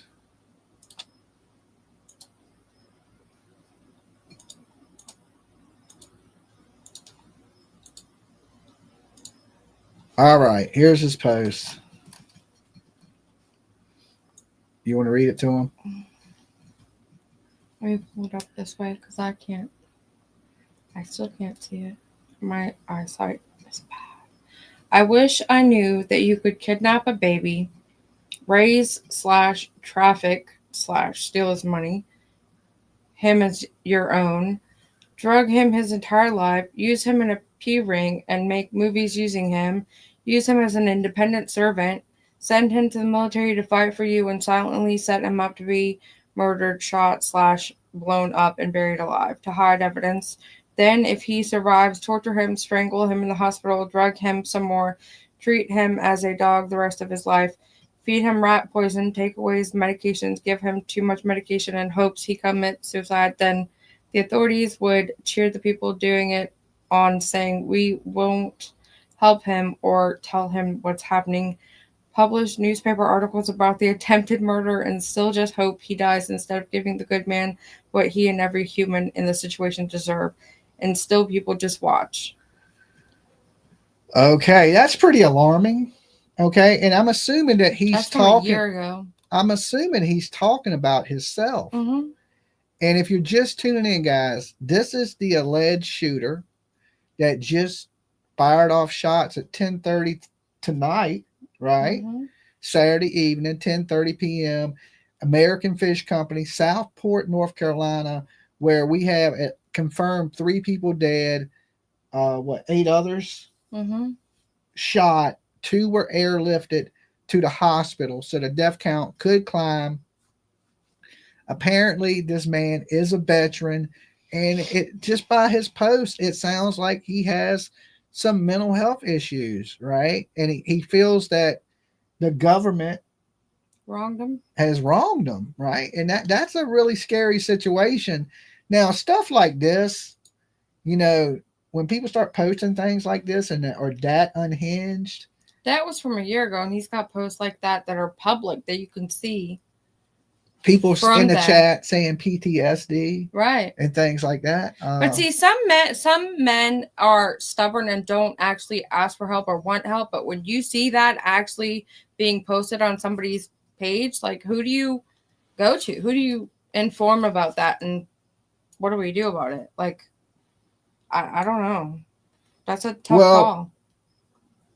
Well, I mean, if you're a veteran, it seems like, you know, if they don't follow up on former military, you know, to see how much damage they actually did to this man. Mm-hmm. Like, now who's responsible, this man or the military, for messing up this man's brain? Or did he have mental health issues when he went into the military, and this is just aspirated more and more to make him a little bit even more crazier? Or and you notice he said take the medicine away from him. Wasn't I just saying something like that these people end up injured and they put these people on all these crazy medicines, and then all of a sudden they just take them from you? And we were talking about this today. Remember when I said they shouldn't have had me on all the medicines they had me on? I was like, listen, and PJ was like, well, what have you ever been addicted to? Nothing. But that ain't the point. Why try to make me addicted? You know what I'm saying? Why try to get me hooked on something? Now, some people are strong-minded like me and don't get addicted to things, right? And can just quit doing stuff. But everybody's not like that, right? Everybody's like, why put me in a situation? Why drug me when I don't need the drugs, right? Because, you know, I had that heart attack, and I was talking about, you know, I wasn't in pain, and they were giving me all these painkillers the whole time I was in the hospital. I'm talking about morphine, you know, just, you know, the drip and all these different things. And then when they kick you out the hospital, they don't give you nothing. Okay. And then your body, time you going through this a couple of weeks, sometimes it don't take long to get hooked on these drugs where your body wants it and needs it. Right. And then, you know, like I said, they kick you out the hospital. They take all these things away from you. So when people can't get the medicines, they turn to street drugs. And then, you know, if you're adding mental health problems, you're adding addiction to drugs to that, and next thing you know, people are losing their shit, and then they're shooting up places, which is super scary of a situation, right? I don't know. And here's the thing: is like when you really need it, right? I went to the hospital because I was having a panic attack, and they wouldn't give me nothing. Oh, I know, because they think that you're trying to abuse it. Right. Because they think there's so many addicts out there that when somebody is not an addict, right?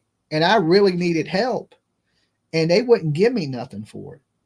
Right. The doctor's like, well, you're going to have to make an appointment and go see a family doctor, blah, blah, blah, something for your anxiety. And I literally snapped in the hospital. Right. I literally had to cuss the doctor out, right?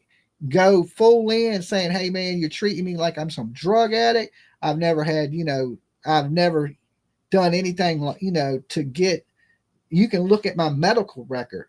Now, if I was coming into the doctor every week trying to get some prescriptions for something, it'd be different, right? Or if you were known to visit different ones. Yeah, you looking at my medical record, you should know that I'm not a drug addict, right? And you're sitting here talking to me like I am, and I came here for your help, right? And it's crazy, right? Like, but then you got good insurance. Hey, they don't mind giving it to you then. That's how I feel about it. When I had shitty insurance, oh no, man, we can't help you. Good insurance, oh, here you go. Take this, take that. And I think that they get a lot of people caught up. And then the people that really do need help, they don't help. It's like, it's so ass backwards. And like I said, nobody treats mental health like it should be treated in this country. And I think that's a little bit of a problem in society, but also with the people. Certain people don't treat their mental health right either, right? They'll start thinking bad thoughts or hearing things or whatever it may be, and they won't go seek help. It's like they're shamed because people will think you're crazy, right? But if you had problems with anything else on your body, first thing people do is go to the doctor. But when people start having problems with their mind, they don't. They're ashamed of it. Like, we put this stigma on mental health to where if you have mental health problems, people think you're crazy, right? But everybody goes through some type of mental crisis in their life. At some point, you're going to go through something in your mind where you may need help. And I encourage people, if you do have mental health problems, right? And it could be something simple, depression, anything, go see somebody. Take your health of your mind just as important as you would take the health of your heart or your liver or your kidneys or anything. If you had problems with any of those, you would be at the doctor. Well, as soon as people have problems with their mind, they're ashamed to go to the doctor because they think, well, if I go to a mental hospital or that everybody will think I'm crazy. But if you don't, you may end up crazy. That's how I look at it. This is wild. What is going on now? I just was looking through some of the pictures on this man's page Uh-huh. of his lawsuit against the United States. Okay. Lawsuit against the United States. So if you're just tuning in, we have been discussing the shooting that took place in Southport, North Carolina, 10:30 tonight. Lone gunman, allegedly with his dog, was on a boat across from the American Fishing Company, which is actually a bar, and started shooting into a crowd of people, and 3 people were killed, 8 injured. Two of the 8 were airlifted to the hospital. So he is in custody, and it appears that he has a dog. Yeah, he has a dog. He's a cute dog too. And that poor dog, right? I mean, you got to feel bad for the dog too, because his owner was batshit crazy, right? So that is terrible in itself. Yeah. Okay, now do we want to get back to on track? I don't know. If you want to get back on track, we can get back on track. Because we were actually talking about a bunch of different true crime stuff before this happened tonight. He got hurt at some point. So it shows his injuries. Mm-hmm. So he hurt in the military. Mm-hmm. And now he's done went crazy. And he's been not right, according to this, for a while. So is it still an active lawsuit against the state of America, the United States of America? I mean, I don't know. This is where he was suing Kelly Pickler for trying to murder him. No, this is another one. He seems to frequent lawsuits. Okay, so he's went full JLR. He's suing everybody. Just kidding, JLR. Don't sue me. Don't sue me. I was playing. I was talking about a different JLR. I was talking about Jack Leon Rogers. Okay. This is United States District Court, Eastern District of North Carolina, Nigel Max Edge versus Kelly Pickler. The defendant to this complaint committed a hate crime towards the plaintiff the night of the CMAs and poisoned the plaintiff in attempted murder. So he thinks he's being poisoned and people are out to get him. And God, that is like... In the discovery of a civil conspiracy that has human trafficked and attempted to murder the plaintiff in Iraq, it has been proven beyond a reasonable doubt that Kelly Pickler attempted to murder the plaintiff in accordance with a white supremacist plan laid out in the plaintiff's social security number and that multiple attempts have been unveiled in this discovery following suit of dates and actions taken by the LGBTQ community's genocide towards the victim of Nigel Edge. Some of the stuff crazy people say, man, it's just like, wow. He definitely has some trauma, PTSD. Nigel Edge, in sync with Osama bin Laden, equals need all in PEE, a mass O-ring, where during the raid in Iraq, the plaintiff was urinated on after being shot multiple times and fragged by his own Marines during the Abu Ghraib scandal. So he shot multiple times in Afghanistan? He looks like he was shot in the pictures, but I don't. So he possibly could have been shot in Afghanistan. He thinks his own people did it and then urinated on him after they shot him, as he said. He said. Wow. That's pretty extreme. And like now here's the problem. Here's the problem with something like this. When you have mental health issues, is he fit to stand trial for the people he unalived tonight? You know, we already are like. But then whose fault is that? Is it the military's fault that they didn't help him? I think so. Because I mean they're the reason he's this messed up in my opinion. No matter what, he's a killer, says Turtle Gang. Yeah, but if you're so batshit crazy from what the military did to you, what do you do to somebody that served the country and lost their mind? We can't execute them, right? I don't even know if North Carolina has a death penalty. I don't know, but it's something. I don't know. I don't know to feel bad for all of them, like the people he killed and him. Or was, it'd be different. But that's just like freaking. Did he have mental health problems before he went into the military? That would be my question. Because that makes a big difference. If he went crazy in the military, then what do we do? How do we punish this man for what he's done when our country's made him crazy? I'm sure he'll take himself out before he gets caught. He's caught. Nobody actually said he was fully actually caught on any news organization. I don't know what to believe, but ultimately I don't know. Okay, let's ask the viewers that question. What should be done with this man if the country has made him crazy, military has made him crazy, and then he acts out in this way?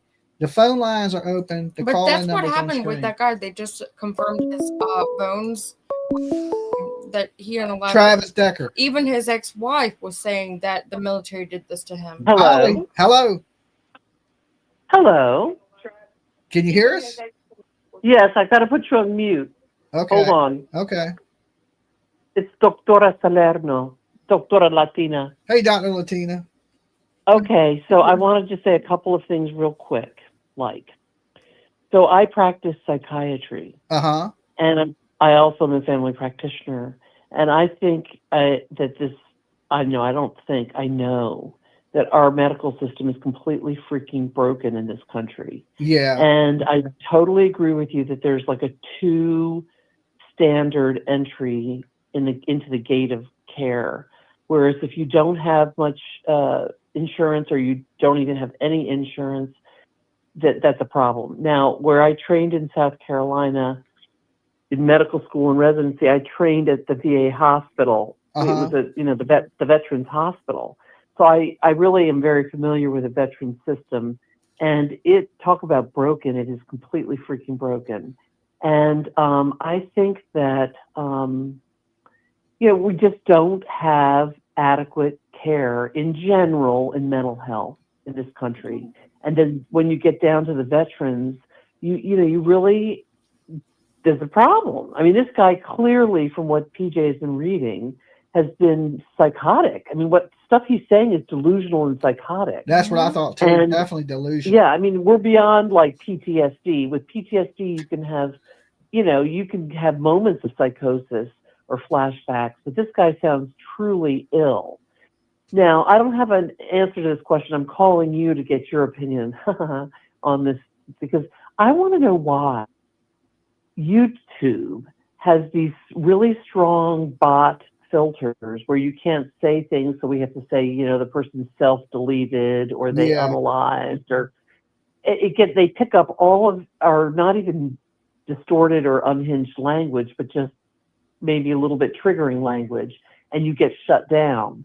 Why in the heck, when Ford or on Facebook, etc., with all the technology that this government really does have, how is it that there's no filter that would pick up on somebody that's this disturbed? Well, Do you have YouTube any thoughts on it? and YouTube and Google use a supercomputer. They use quantum computers, and the computer. I don't think the computer itself can distinguish if you're talking against it or promoting it. And what they don't want is you promoting these things. So that's why we can't say medicines and things like that, or about any type of illegal substances, because they don't know if you're condemning it or if you're promoting it, and they damn sure don't want you promoting it. So Right, but why? So why can't Facebook do that? Or what is PJ reading off of? I didn't quite catch. PJ, what? Facebook and X. X tends not to censor so much. Are you talking about the stuff from this man? Supposedly, that's all from his Facebook page. Right, from Nigel Edge, who is Right. on the edge or has gone over the edge. Over obviously. the edge, yes. Yeah, way over. But I just can't figure. I mean, this is just literally. This is just an intellectual question that I can't quite get. Yeah, and if then somebody is. I have why one question is it for that, you at the end too. That's all I have to say. I'm just asking the world community here, wherever I'm, you all in your community, why? Oh. I mean, this is such a preventable thing. I think so too. But my question for you is, as a doctor, what do you think should happen to a sick person when they do something like this? Okay, well, see, the thing is that there's a difference between the legal definition of criminally insane and the medical psychiatric definition of being psychotic. Okay, so in other words, somebody can be psychotic, like right now. This guy could literally be delusional and psychotic and be having auditory hallucinations, but he has to, from a legal perspective, he has to match certain things where it shows he had no understanding of what he was doing. Now, I can tell you right now, this is my impression. Of course, I've never met the dude. I can't legally say if he's insane or not, or blah, blah, blah. But somebody who's out laying in wait in a boat for an hour, let's pretend he really is doing that, right? Yeah. And for whatever damn reason he has access to a gun, the fact that how we do this in medicine, in psychiatry, and forensic psychiatry, which I'm not a forensic psychiatrist. It seems like he planned it. And then he knew Exacto. So if you are able to if you have enough executive function to get in your boat, bring your dog, get your gun, lay in wait, then even if you are psychotic and even if you are psychiatrically ill, you are demonstrating executive function in your brain, and so you're demonstrating clarity of mind. That it would be very hard. In other words, he'd have to find somebody another, like a forensic psychiatrist through his defense attorney, that could somehow point that in that moment if he was incapable and he was insane. But it'd be hard given what we know from the news tonight. Does that make sense? Yeah, absolutely. Well, people that are insane wouldn't know right from wrong. So the fact that he fled after he was done, to me, is having mental health issues don't make you criminally insane. Exacto. Yeah. And PJ is exactly right. Like, the fact that he fled shows another measure of his intactness. He knew he was doing wrong to flee. He knew that he did something wrong. He fled. So exactly. So then you have an understanding of your culpability. So it's very, very, very complex. But what I do find very tragic is that if indeed this person was in the Marines and all these things that maybe people did urinate on him. Believe me, I've seen it all, honey. People are they're weird, cruel people out there that do horrible things to people. But you know what? I do have to say, this was a long time ago when I trained at the Veterans Hospital in South Carolina, and it was an excellent hospital for training. But I do have to say, like their psych unit, not good, not good. And then what I a lot of times see with these veterans is that they just get pushed up medication on them, and then it's like, well, that's not what they need. A lot of times they need an ability to talk through what happened to them. Yeah, I agree. I think, you know, we do need better mental. I've known that for a long time. I have crazy people in my family, and I've seen some of the weirdest shit. And then when you try to get them help, it's like they don't get the help that they need. No, it's really tragic. And like in the practice I have now, I'm not going to get into all the specifics of it, but I will just say that the only way that I can survive is not taking insurance, because insurance literally will pay me $1.75 a patient or something. You can't live. But what I do is I take a sliding scale. So I see some people for free, some people for $20 an hour. You know, like I depending on, because I can't morally turn my back on people that can't afford to pay. Do you understand what I'm saying? Yeah, I absolutely. I've been in situations where I've had plenty of money, and I've been in situations where I didn't have two nickels to rub together. So I know it from both sides of the fence. Exactly. And so I try to, you know, serve whomever I can serve. But I do have to say that, like, my own child, and I don't think she would mind me telling this. I know she wouldn't. In fact, she has severe ADHD. And she does not have insurance. And so she has gone to try to get her ADHD medicine. And for a 30-minute evaluation, the nurse practitioner charges her $350. It's like, what? And my child only earns $20 an hour. So how is she going to afford that? Yeah. So guess who has to dig into her pocket? Mama. Yeah. You know. But I see it even with my own children. Like, they have barriers to getting the help that they need. And it is what it is. It sucks, man. Yeah. So I'm just rambling, and I appreciate you listening. We appreciate to me. you calling and your expertise on everything. You know. Yeah, but listen, I love. I tune in every weekend, especially when I have time, because I myself have gone through some changes in the past 6 months, just some on my own personal stuff, and I just appreciate so much your wisdom, your comedic, your comedy, and also just your spirituality. It gives me a lot of boost when I'm down. So much. So I just want to thank you guys so much, how much you've meant to me. And on that note, I'm going to say good night. All right. You be good. We'll talk to you next time. Okay. Thank you so much for letting me call in. No problem. Peace. Okay. Bye, guys. Bye. Your messenger. Dolly. Hey, Dolly, what are you doing? Living my best life. Praying for these people that are hurt tonight. It's like it's always something crazy, Long time no talk. It's MGO. MGO. Hey, how's it going? Can you hear PJ? I can't, but that's all right. I'm gonna get up. My arm is hurting me. Okay. Have PJ still for so long. Have PJ check your messenger. PJ, she says check your messenger. Okay. Okay. Well, yours. I just sent you some really frightening photos, right? I went through like the divorce from hell, right? Yeah, you didn't send me anything. Okay, you didn't send it to PJ. Check yours, Dolly. I don't have it pulled on open Facebook. right this minute. Yeah. I just sent you some really frightening photos of my ex-husband. Uh-huh. Yeah. 5 tours. Okay. And it's got him with like a lot of firearms, like going through a PTSD thing. Yeah. He's got over 150 firearms. Like when we went through a divorce, when I was like, I'm scared, like everybody dismissed it. Uh-huh. But if you open up your messenger on Facebook, feel free to post it. There's an AK, there's an AR-15. Yeah, we don't show stuff like that here. No. I don't want you to show it. I just wanted to look at it. Oh, okay. I believe you. I mean, I know what they look like. I follow you. No. It's of him with a bulletproof vest with the guns. Okay. Trampling down our driveway, busting it. Yeah, I mean, it's scary. Yeah. So whatever happened? And they don't. Well, I mean, he doesn't get treated. So his dad, his dad had like all these firearms, and he collected all these firearms, right? Uh-huh. and his father was like, if you ever see a psychiatrist, they're gonna take your guns. Yeah. And so when my ex got out of the military, he refuses to get help because if you see a psychiatrist, they're gonna come for your guns.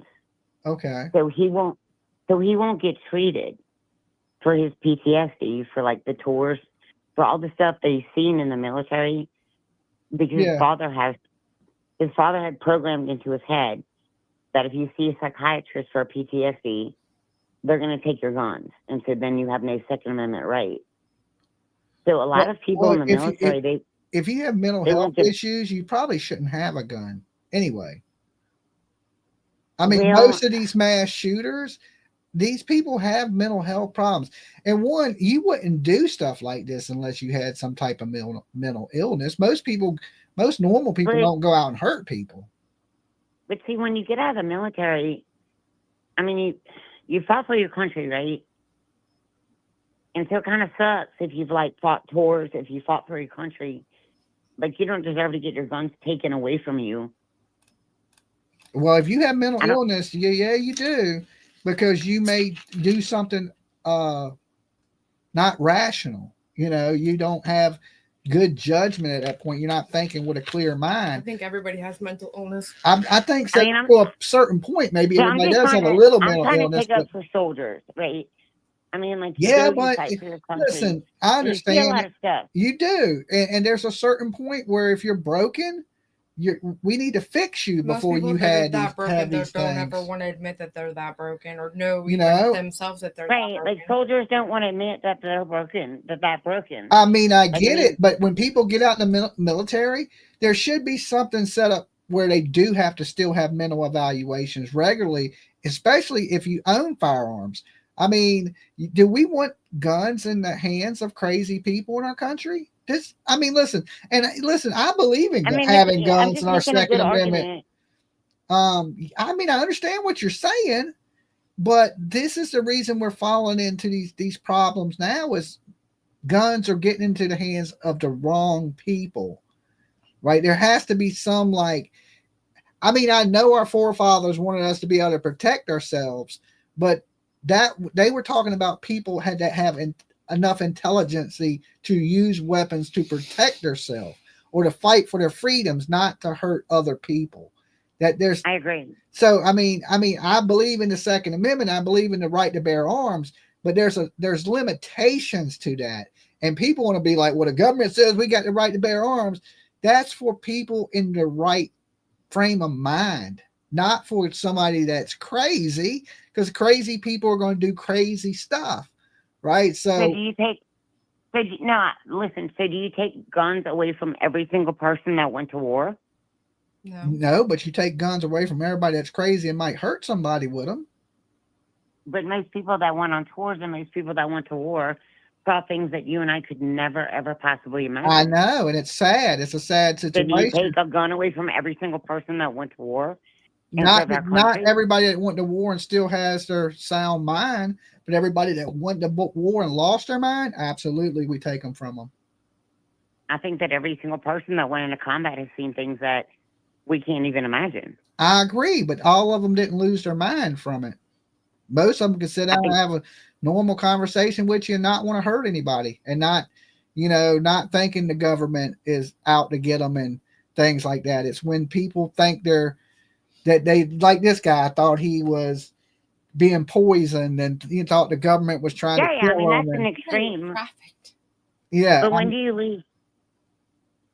But when do you differentiate between post-traumatic stress disorder? You have a psychiatrist do it, a professional, not me. I couldn't tell you. No, but a lot of people that come back from war, that are in the military, that are in the army, they don't want to talk about that stuff. They don't want to be honest with the psychiatrist about what's going on with their brains. Well, then it's up to the family. Now, I would say this: if you're married to a military person or a veteran, then it's the family's job to reach out to the VA and tell the VA that, hey, this person's delusional, or this person's having some problems, and we don't think they're fit to have firearms. And at that point, I tried to do that. I'm going to tell you honestly, I sent you pictures, don't share them, but I sent you some pictures on your messenger, right? And I tried to do that. My ex lost his effing mind one day and was like, suicide by cop with an AR and an AK on him with a bulletproof vest and was hiding behind our well house, right? And I called the cops and I told them what he was doing. Well, right? yeah, somebody like that definitely does not need, in our country, does not need to have firearms ever. But when I called the cops, he put his guns away and he was like, oh, she's lying. And I have pictures that I sent to you. I sent them to you. But because Well, then of he where I sounds, live, then he sounds like a criminal. but I'm telling you, because where I live in Georgia by Fort Benning, most of the people that are police officers are also retired military. And he's like, oh, I didn't do that. And he dismissed it. And they should have taken his guns. They should have taken his guns. But because the police officers are retired military, they just dismissed it. Now he owns over 150 firearms. And I don't think that he should own guns. Yeah. But they did nothing. So he escaped through the cracks and he could snap any day. Well, that's the problem there. It's we need better control of that. Like that's something where if you know and the family knows and they report it to the VA, if the VA does nothing, then it's the VA's fault. But if you've done what you can do, I mean, that's all you can do. I mean, I'm divorced. And just pray to God that he never hurts anybody. I mean, that's what I mean. Guns being in the wrong hands of people. I mean, I believe people should have guns, people that have the intelligence to use a gun to protect themselves and not just to hurt people. So I say you did what you can do and just pray he never hurt somebody. I appreciate you calling in. All right, bye. All right, peace. Yeah, like, listen, if you go to war and you come back and you have all your wits with you, you know, that's awesome. Good. And you know, use your guns to protect yourself, your home, your family, and all that. It's when you come back cuckoo for Cocoa Puffs, right? That's a different.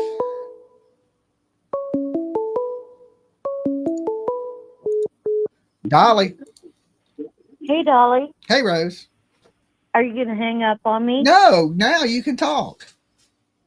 Where's the lovely PJ? PJ has went to bed. The chat has left the room. Okay. Now, what did you want to tap in on, Rose? Well, I'd like to tap in on mental health. Okay, let's do it.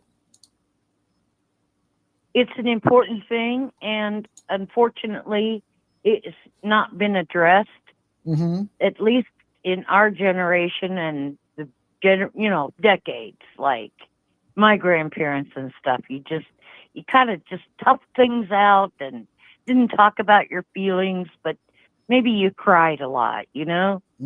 Thank you, and, Dr. Latina. What?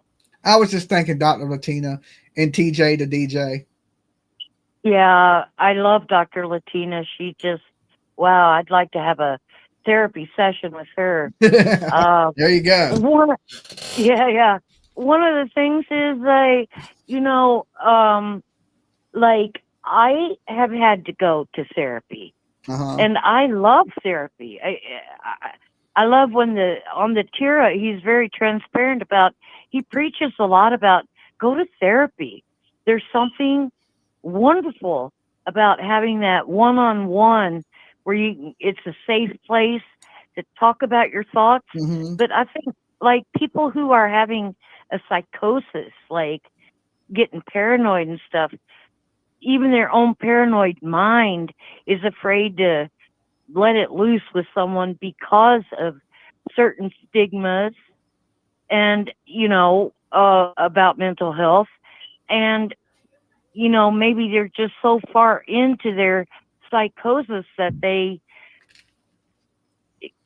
they're scared to tell it. Yes. Like, it would be scary. For example, I'm going to use my... Okay, go ahead. Go ahead, Rose. Let's just say, I'm going to use myself as an example. If I were having, psychosis, like thoughts like, oh my God, I want to kill myself. I want to. Yeah, don't say that here. You just. I'm sorry, Jimmy. I want to do something harmful. Okay. a person like that would be even frightened to tell someone. Yeah. Yeah. Unless it was, unless they had someone that like they know loves them, you know. And I've been very blessed in my life, you know, financially maybe not so much, but thank you God for everything I have. But friendship wise, and I don't have millions, I don't have many, but I have a few, and they have, you know, helped me through my mental health journey. I didn't come from a white picket fence journey when I was born, you know. I lived with horrible abuse. My sister wrote a bestseller about it, and you know, there were demonic things happening in my household as a little child, you know. So of course I grew up with anxiety and panic attacks hitting me from left and right, and I'm like, oh my God, you know what I mean? Yeah. And then you get to a place where, and in the end, my dad, he always had this little gun, like, you know, he was just so scary. In the end, a few years ago, he unalived himself with that same little pistol. Wow. You know? Yeah. And, you know, it just, everybody has a story. And I guess one of the things I like about you, that I've always liked about you, is that you were very transparent.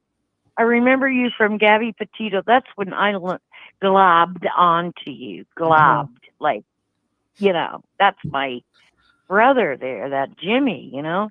And you were even different then. Like, I was a little bit leery, like this man could explode really easily or something, say something ugly. But you've grown like so far away from that, you know. And it's because of your audience, like, and your own growth, and now your girlfriend, and you know, it's just like you've grown so much.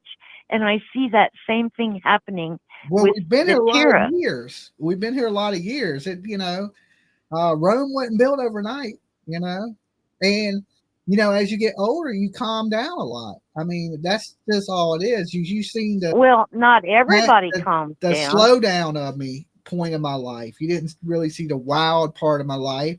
You seen the slowdown. I think YouTube is mostly seen the Here's slowdown where in my life, I would not like the to amped up interject. me. Yes, you were the amped up, and you learned and stuff.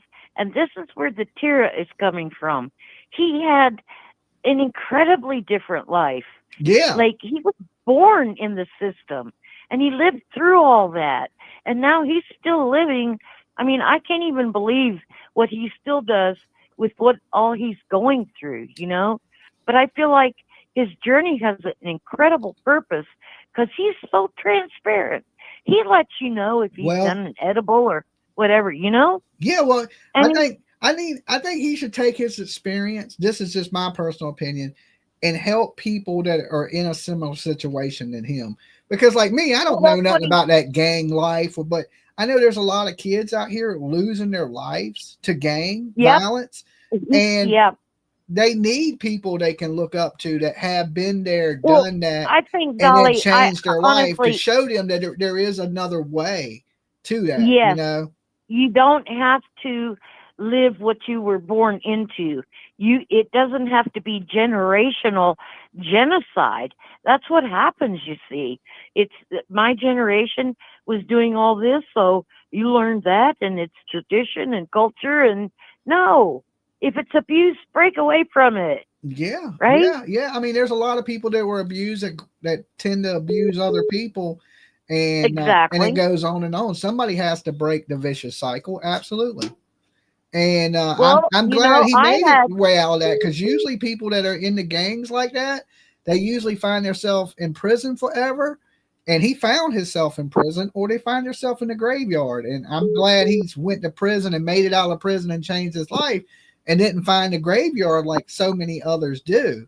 So I mean, he inspired me. Yesterday, he was, you know, he's an artist.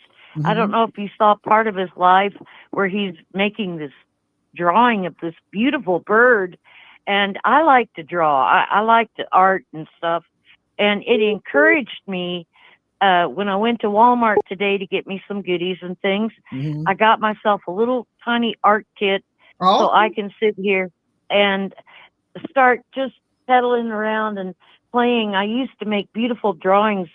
I love trees. I love trees. Like, you remember that movie, The Deer Hunter, where Nikki was like, I don't know, I love the trees, Mikey. I guess remember that movie? Okay, Rose, let's wrap it up. Well, wait a minute. Okay, so I love drawing trees, and I got into an Asian phase where I drew like cherry blossom trees, those beautiful cherry blossom pink and whatever. And I have a portfolio of artwork I used to do, and so he encouraged me. Like, I said, fuck it, I'm going to spend this little bit of money on myself to get these little watercolors and a little sketchbook and get it on. That's awesome. But anyway, I love you, Dolly. I love my PJ. I love the Tira, and he's really interested in that turtle game. He doesn't even. He's just trying to figure it out. Well, I'll explain it to him. I'm going to end up talking to him more anyway, so I'll try to explain to him. All right, Rose, you have a great night. Thank you. I am. All right, peace. So yeah, like you know, I ain't telling OnTita what to do, but I know there's a lot of young people out there that could probably use or learn from his story. You know, now me, I've lived a totally different life, right? I've been in the gangs and thing about life.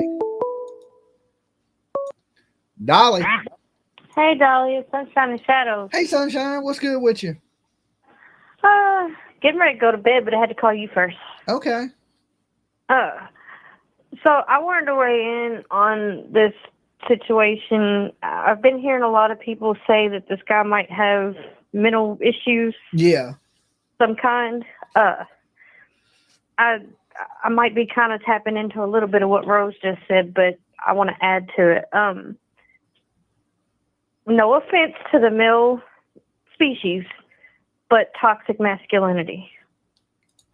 I mean, boys being told from a young age, don't cry, you're a boy, be a man, man up. Yeah, I mean, there's a lot of that. You know, a lot of that. And then so they're taught to hide their feelings and to hide when something's wrong instead of being told it's okay to not be okay. Yeah. And, well, I mean, you may be right there, but I think this is a little more than that. It might be. I need to like get more information to have a real opinion. But I mean, I'm not saying that's his issue. I'm just saying that it's a major issue in the country. And you're probably right there. You're probably 100% right there. You know, but we can't sissy down our boys either completely. We can't. But we. You know, and that's a little bit of what we're seeing in society now is a downgrade of masculinity. Right? That's what I think, right? But maybe I'm wrong. That's just my opinion. But I think we need to find a middle ground, a happy middle ground where boys are still boys, but they're not brittle. You know, you make them a little tough, but not too tough. That's kind of the way I teach my nephews, and my best friend's son kind of became my son. That's the way I taught him when he was little. Like, you know, you got to be a man at some point and do what's necessary. But when something's bothering you, you need to learn how to talk about it because he liked to punch walls. Yeah. Yeah. And like, you got to talk about it before it gets to that point. You can't bottle it up. I agree. There got to be a happy medium of all and of it. Our girls to be tough too. It's kind of a it's at a point where girls can't be fragile either. Yeah, I mean, that's a sad situation. You know, like I don't want to see girls being raised too tough. You know, I mean, I don't know. I don't know how to solve that problem. That's a society issue, I guess. You know, like I don't want to see them being raised too tough. Like one of my nieces, she doesn't trust anybody because she was raised to do everything on her own. Mm-hmm. She doesn't ask for help, and it's like I don't want to see our girls come to that. I think you got to raise women independently these days because dudes are such pieces of shit. That's what I tell my daughter. better. Like we got, and we got like somebody mentioned the other day how things aren't, the dynamics of boys, girls, whatever, and especially relationships aren't the same anymore.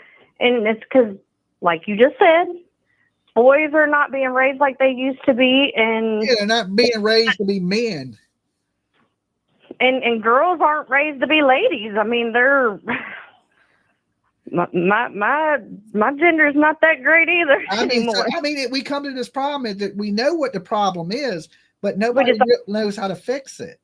You know. And I preach all the time. Like, if you got kids, fix the problem. Yeah, I mean, it's easier said than done. You know, it's easier said than done. I ain't gonna get into this too much. I'm just gonna mention it. All this gentle parenting ain't helping. No. Kids. I think we need a middle. You know, like I grew up in the switch era, which today would be completely abuse, right? I think the switch was too much. Like too much. But that's what I'm saying. But we need about the middle of what we got now. I ain't talking about the 80s switch, and I'm not talking about the 2005. Let's put you in timeout. It has to be something in the middle of that. Every child responds differently. If you yelled at me, I was ready to do whatever you wanted me to do to make you stop screaming. Yeah, I can understand that. Every kid is a little bit different. Personalities are different. Mom just had to threaten to beat me with a paddle. She never did it. Me as a kid, if you would have pulled out a belt, I'd have laughed at you. I'd have been like, I get scared. No. What you gonna do? You know what I'm saying? I mean, you have to discipline. And my mom had that 2-inch thick wooden paddle sitting by her bed, and I just never tested it. Yeah, there's a happy medium somewhere for everybody. It's just those people have to find that happy medium, and my medium might be different than your medium. You know what I'm saying? I don't want them to be scared of me, but I want them to respect me and to know what's right from wrong. And when I say gentle parenting, I'm talking about these parents that are like, oh, what's the matter? Why are you mad? Why are you acting out? That's not going to fix the problem, lady. Oh, yeah. Like, I see it all the time when I go in the store and kids are raising hell. And I'm looking like, are you going to discipline your kid? Because I always knew the backhand could come at any time, right? So I acted right. Kids these days, they just don't know. And I mean, that's bad to say because now you did that. That's abuse. But I came from an era where, hey, you respected your elders. You, yes, ma'am, no, ma'am. You speak when you're spoken to. It's one of those things. And now that don't even exist. I'm a Kentucky girl. I'm 35 years old. And if I don't use my respect, I'm liable to get backhanded. Yeah, I still can hear the switch. You know what I'm saying? My mom's been passed away for almost 15 years. I can still hear the switch. So, and that's why I still be nice the way I am. That's why I hold doors. That's why I say yes, sir. Yes, ma'am. That I didn't learn that. I had to learn that the hard way. I mean, I learned it like not necessarily the hard way with like a switch, but I learned it because my parents were quick to ground me, take things from me. Yeah. Real quick that my belongings were not necessary. Food, a bed, and clothes, and a roof was all I required. Yeah, and that's probably the best thing these days because kids are so dependent on phones and everything else. If you take that, that's the worst punishment. Oh, and it doesn't help that social services says that it's a mental abusive to take their phones because you're cutting them off from society, and that's a type of imprisonment. It's mental imprisonment. I was like, what the heck is mental imprisonment? What are you imprisoned in your mind? Yeah, I don't know. It's just kids are different. I got you there. I know for a fact they're different. Like, a lot different than I was a kid. That's all I'm gonna say is like my cousin went to take her kid's cell phone because she wasn't doing good in school, and she was like, well, I'm gonna take your cell phone so you bring these grades up. And her exact excuse was the lady at school from the social services, when we had the assembly, said that parents can't take phones from kids because it's a type of abuse and blah blah blah. That's crazy. That's crazy. I know kids these days are a lot smarter than kids from my era. I'll give it that. I mean, they're a little more smarter and know what's going on in the world. burner phone, one of them dinosaur flip phones that you could only call out on. You couldn't get on the internet. Yeah. She said, there's your cell phone. They're what? She went and got one of them old dinosaur flip phones from the Walmart. Uh-huh. And all you can do on it is call. You can't even get online with it. Okay. And she said, here's your phone. That's your phone until your grades come up. There, I didn't take your damn phone. yeah, there you go. You took the internet access, which is the world to kids these days. It's like they live on the internet and not in reality. And you know, social media has made people more unsocial. And I don't know, the world's changing, and like I think this generation is soft, right? Like when I look at kids, I'm like, you guys are soft. And I can only imagine what the next generation is going to be like with all these soft ass PC people. If we don't start changing how we raise our kids, it's not going to be good. Oh, I'll be dead by then, but I'm just thankful. I'm like, okay, that's something to look forward to. Like leaving the world, I don't got to hear this shit, right? Because I just look at everything now. If you got, he's got a son now, and they're doing that gentle parent, and I was like, stop that. Yeah, well, I mean, parenting is different. I guess every parenting person is different for each parent. I guess there's no way to tell a parent how to parent because each parent in each family is so different that there's no formula for parenting. There's no handbook of how to do it. I agree with that. And there's just like it's different for every child. Mm-hmm. One discipline doesn't work for one child, but it does for another. Yeah. Yeah. Like timeouts, grounding, that worked perfect for me. My sister had to get the butt whoopings. Yeah, and if you're doing something that's going to hurt you or somebody else, I believe the ass whipping is the best policy. You know, now if you did something that wouldn't hurt you or somebody else, I say punishment is the best policy for that.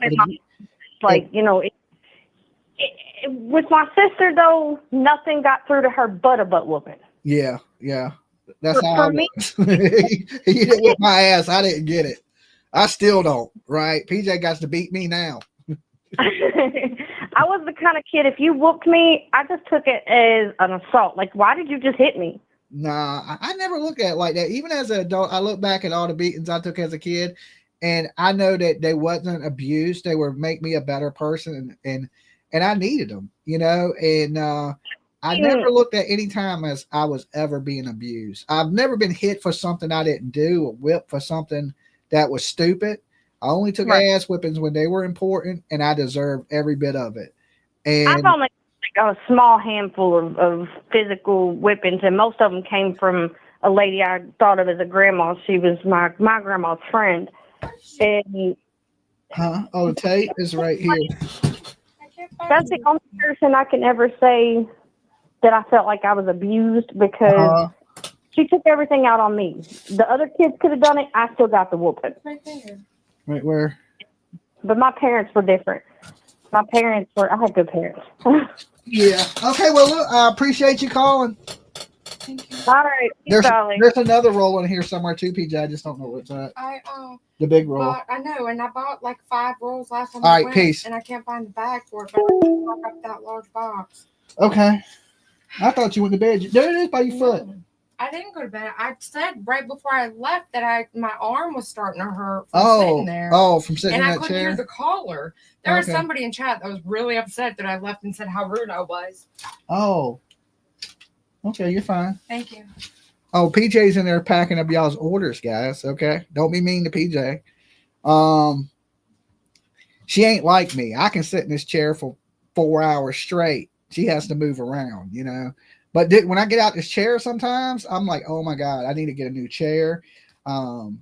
Soon. This chair is like murder. It's like so bad on my back and it sits so low. I think that's really what it is. It's just not, I don't know. I just know I get up out of this chair sometimes and I feel like I'm 80 years old. We love you, PJ.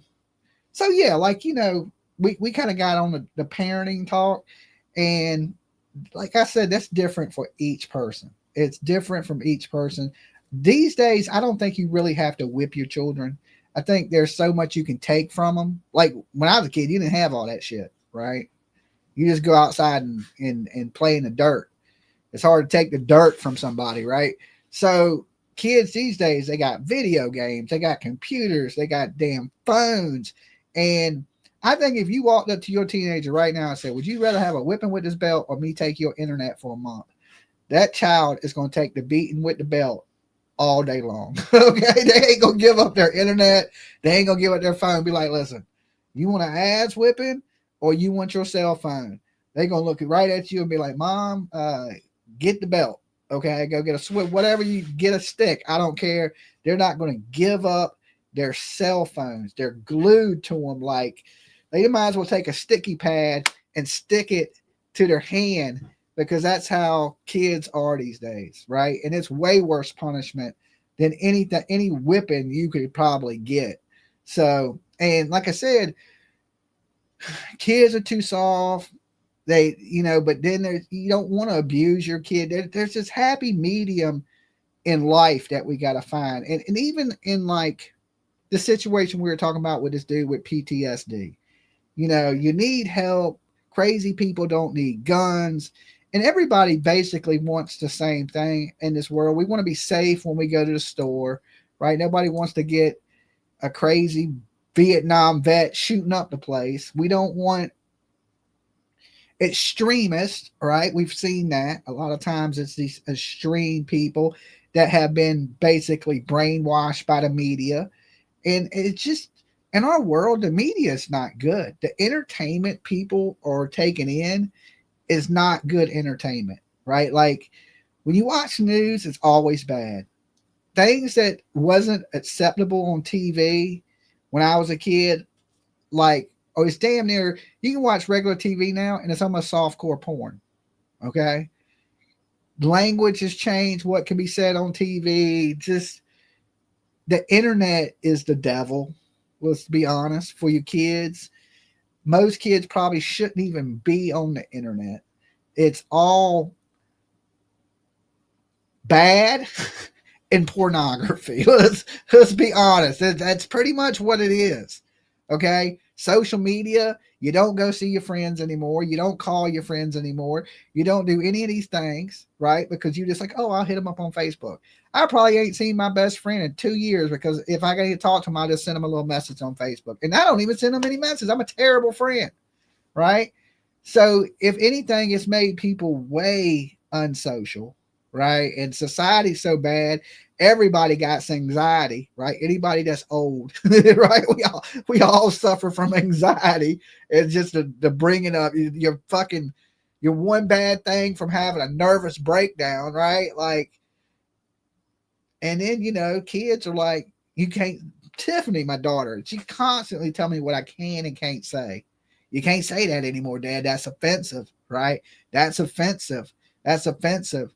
Like, wow, everything's offensive. Like, y'all are so worried about every little word. Young people, like, oh my God. Dolly. Word. Hello. Hey, Dolly, how's it going? Hey, how's it going? Who's this? Where are you calling from?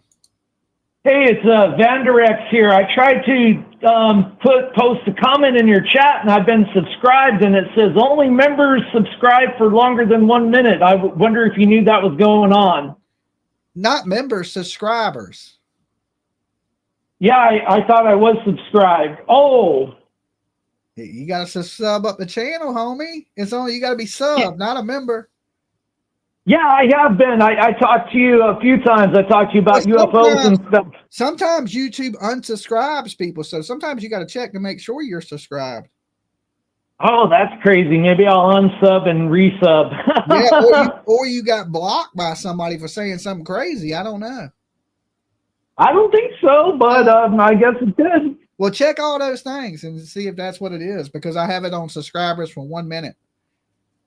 Okay. All right, brother. Have a good one. All right. Peace. Peace. Okay. So, yeah, he must have thought he was subbed up to the channel and ain't, right? So, if you're watching out there and you ain't subbed up the channel, sub up the channel. I very rarely put it on members.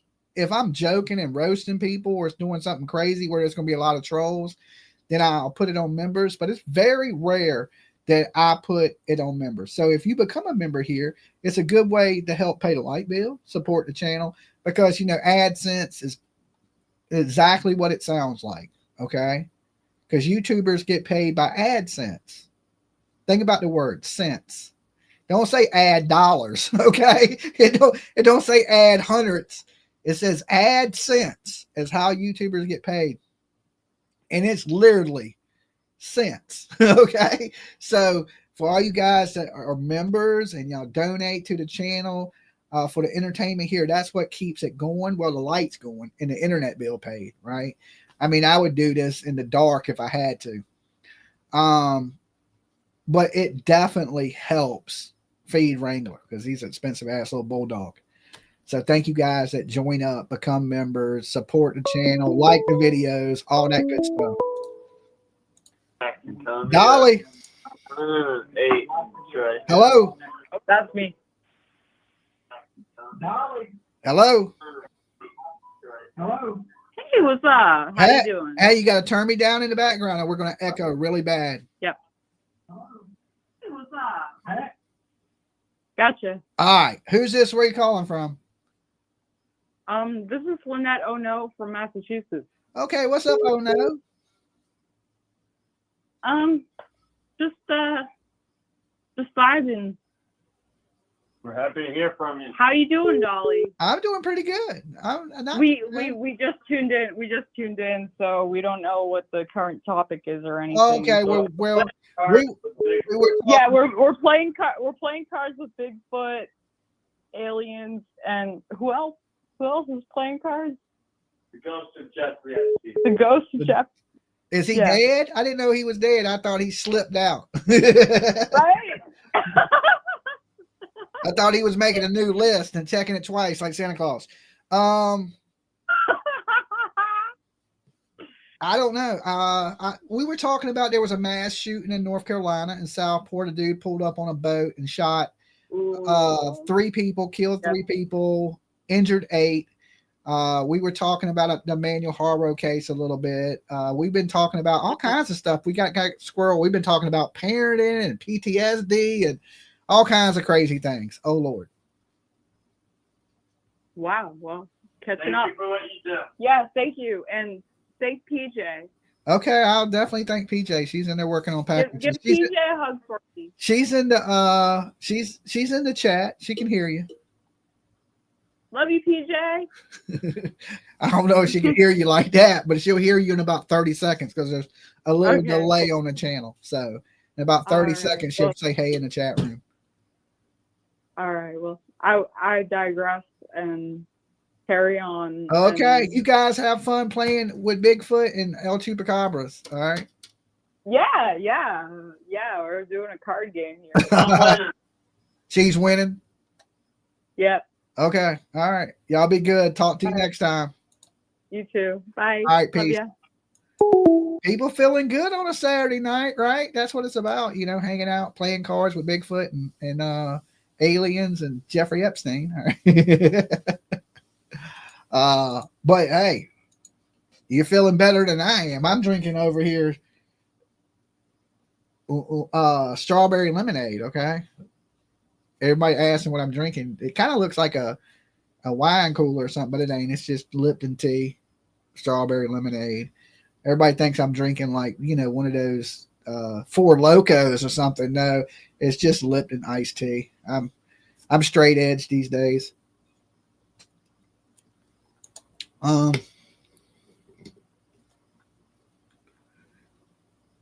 Okay. Let's see. Paid the $16 with no ads. It's worth it. You know, I thought I paid it, but lately I've been on my channel and it's been showing commercials. But YouTube just sent me a thing about the premium because, you know, I have 2 different YouTubes, and one account I have premium and the other one I don't. So when we were watching videos today and PJ was like, why aren't you playing it from the other account? Because the other account don't have commercials. And so many people complain about, you know, commercials. It ain't always me showing commercials. So usually if I show content that is not mine, they put commercials in it, and that money goes to the person content that I was playing. Just like music. If you play music, it takes all the revenue from AdSense and it gives it to the person you were playing the music to, or them. And you're thinking, well, damn, I did a 2-hour video, but this person makes all the money from that 2-hour video, and it goes to whatever artist song you play. Like, just say if I played Taylor Swift right now, every bit of the AdSense from this commercial, from this show, would go to Taylor Swift, right? So sometimes you're seeing commercials and they ain't got nothing to do with me, right? Like I said, if I had to rely on AdSense revenue, I would need 3 jobs, right? So it's the support of the channel, the people that become members, the people that hit that super chat, tip their entertainer, like, you know, like I'm your waiter or something. But if you think about it, if you went out to a movie, you know, and we've been here with you 3 hours, it would cost you what, $10-15? If you went to a comedy show, it would cost you even more. Comedy shows are getting expensive. Last one I went to was like $50 a ticket. Who did we go see? Damon Darling. He was funny though. I liked it. I had a good time. And I think we went and seen Ginger Billy. His was about $50 too. But kind of high for a comedy show, right? $50. I mean, I get it. You Cat Williams or something. I give about $100 to see Cat, right? But you know, anything you do for a little entertainment, if you went out and played some video games or went out and shot pool, it's going to cost you a few bucks to take your mind off of stuff, right? So thank you guys. You know, like I got to eat too, is what I'm saying. Did they catch the guy? Any updates? Yes, they caught the guy. He is in custody. Now, we had a whole different show actually planned for you guys tonight. And it was on, you know, Barry Morphew getting bond. It was a little bit on the Emmanuel Haro case, which we kind of touched on a little bit when Ahmed was up here, but his nurses came in. He's still in the hospital. So when he gets out the hospital, we'll do something where we bring him up, go into his, you know, his background a little bit, and a little bit more discussing what he believes in the Jake and Rebecca Haro case. We didn't have really much time to chop it up with him tonight, and I didn't know he was going to come up here tonight. So it was a little unplanned. But I'll plan something with him and have it a little bit more formatted to streamline it a little bit more and just instead of all over the place. YouTube Premium is great. I can't stand commercials. Yeah, you know, that's probably the best way I tell everybody is get the premium. Even I do. That way you don't have to watch no commercials. And they got some things that you can down. I ain't suggesting you do that, but I think they have some things you can download on your browser where you don't get commercials.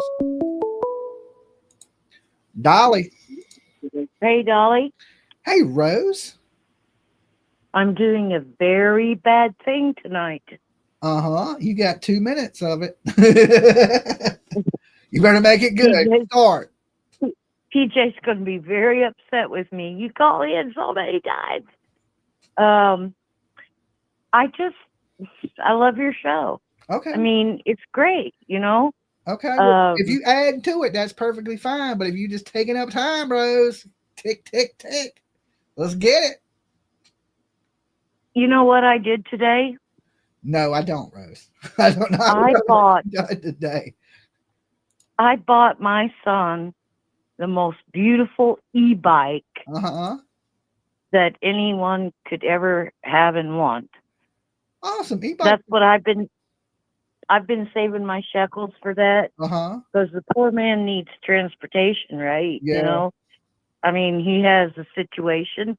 Don't need to go into it. I'm pretty sure people understand, but he has a job and he's got to get there, and you know, but it's a nice e-bike. I'm very happy. I mean, a lot of parents are able to help their kids get a car, and it's not that he can't get a car. It's he can't drive it. You know, okay, like that's fine. I get you. I mean, it's too much history, but it's so old too, and it's like, oh my God, change the laws. But anyway, he's a hard worker, and I was able to purchase that today. And I thought to myself, I'm so happy. That is nice. That's a nice gift. I mean, if you need transportation, Instead of somebody crying, like shit, I'd be happy. Instead of crying about like, oh my God, my poor little bank account, I was so happy that I was able to do this one thing. I mean, I've done many things for the creep, that's awesome, but Rose. That is awesome. That and he did all the research and the homework, and get the best deal, and he sent it to me, and it just feels really good when you can do not something just for everyone, but when it's your own kid, it's like, oh my gosh, Yeah, I know how that goes. And so I feel really good about that. And yeah, I guess I'm gonna get roasted probably tonight. Cause No, you're fine, Rose. I'm glad you was able to do something good for your kid. I mean, I mean, he's not a kid, Jimmy. He's grown. He's still your kid, Rose. I know, but I mean, it was grown. She's still my kid. Well, it was a difficult life because earlier we were talking about mental health, and the thing is, what I was trying to break the chains from, he had to grow up in that my process of breaking those chains, So it's very intricate connection. Like he's watching me have panic attacks and stuff of, my PTSD from my childhood while I'm trying to break that chain so he doesn't have it. So he's like, levels ahead of me in that spirit, but it's like, sometimes I feel sad because I work 2 jobs, 7 days a week. I was a fanatic about keeping the house clean, and I remember like I would try to make the house cozy, like light a candle, make some popcorn, let him sit down, pick a movie, and I would have to keep getting up, the dryer buzzed, the work still keeps going on. Yeah. And one day he said to me, Mom, could you please just tonight, and he was only 7 or 8 years old, and he said, please don't get up every minute you see a little fuzz on the carpet or something, just and okay, Rose. All right. Now, well, the point of the story is now I could give a shit less about how cleaner my house is, and it makes me think I wished I'd have felt that way when I was raising him. I'd have had more time to sit down and play with him. Yeah. Okay. All right, Rose. Well, it was good talking to you. You be good. I'll talk to you next time. Okay, I'm sure you will. All right. Peace. Okay. So yeah, Rose, be proud you got your son something. Don't matter how old he is or what it is. If you feel good giving, then it's good to give, right? Like my daughter, she's about to be 26 years old. She's still my baby, the only kid I got, right? And she's out and about traveling right now, going to some K-pop concert and like with her friends. So she's all over the place. So she's doing more traveling than me. So, but still, it's your kid, and look at what we talk about here. Parents that hurt their kids, parents that neglect their kids. It's good to hear that there's parents out there taking care of their kids, because usually here on this channel, we hear about the worst of the worst. We hear about the parents that don't care. We hear about the parents that throw their babies in trash cans. We hear about just what tonight we were talking about Emmanuel Haro, which horribly Jake and Rebecca have done something terrible to them, and they're not cooperating with the police, but they act like they're cooperating, which we don't have no baby. So that means you're not cooperating. That's how I look at it. If you're not, going with the system and, you're caught, you're going to prison, and you're not going to hand over the baby, they're going to be found guilty and they're going to go to prison forever. And, you know, they could give this baby the proper funeral he deserves, but they've chose not to do that, right? So I don't mind listening to even Rose talk when it's something good, right? Because this shit, all we get around here is bad news. Some good news, even from Rose, is still good news, right? So be proud that you're in a situation and you work that hard, Rose, to be able to provide for your children. And when I say children, they don't got to be under 18, right? Your kids are your kids, no matter how old they are.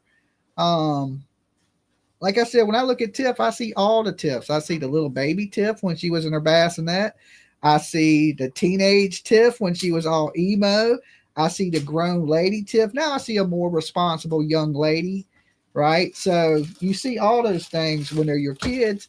Like I see all them simultaneously in a matter of a few minutes when I look at her.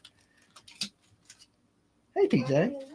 You're boring me to death. Am I boring you to death? I can't find my packaging. Are you listening to the show? And I'm boring you to death? Just a little? Okay, I was trying to roll back into true crime. You just lost me. I lost you. What are you doing with all them socks? I don't know. I might give them to somebody. The fluffy These are like little footies that you wear around the house, like slippers. What are you going to do with it? Are you putting them in mystery boxes? Maybe. They're new. Okay. Or do you want them? No, I don't want them. They're fluffy. They're warm, I bet. Okay. Don't forget, don't sleep on PJ's mystery boxes. You just got some new stuff to add to the mystery boxes too, didn't you? I can't find it. What, the new stuff you got? Okay. All right.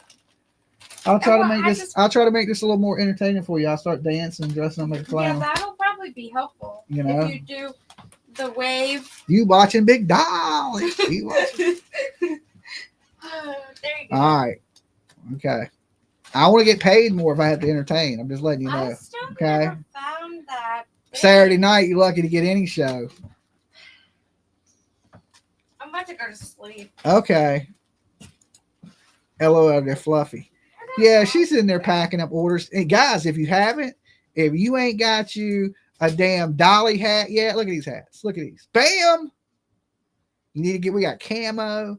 We got the black and white. We got the Turtle Island one. People have been sleeping on that one. The purple one has sold really good. The Mardi Gras one.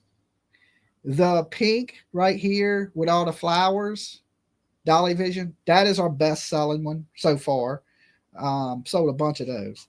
And the pink Dolly Vision in the front right here, that's a pretty good seller.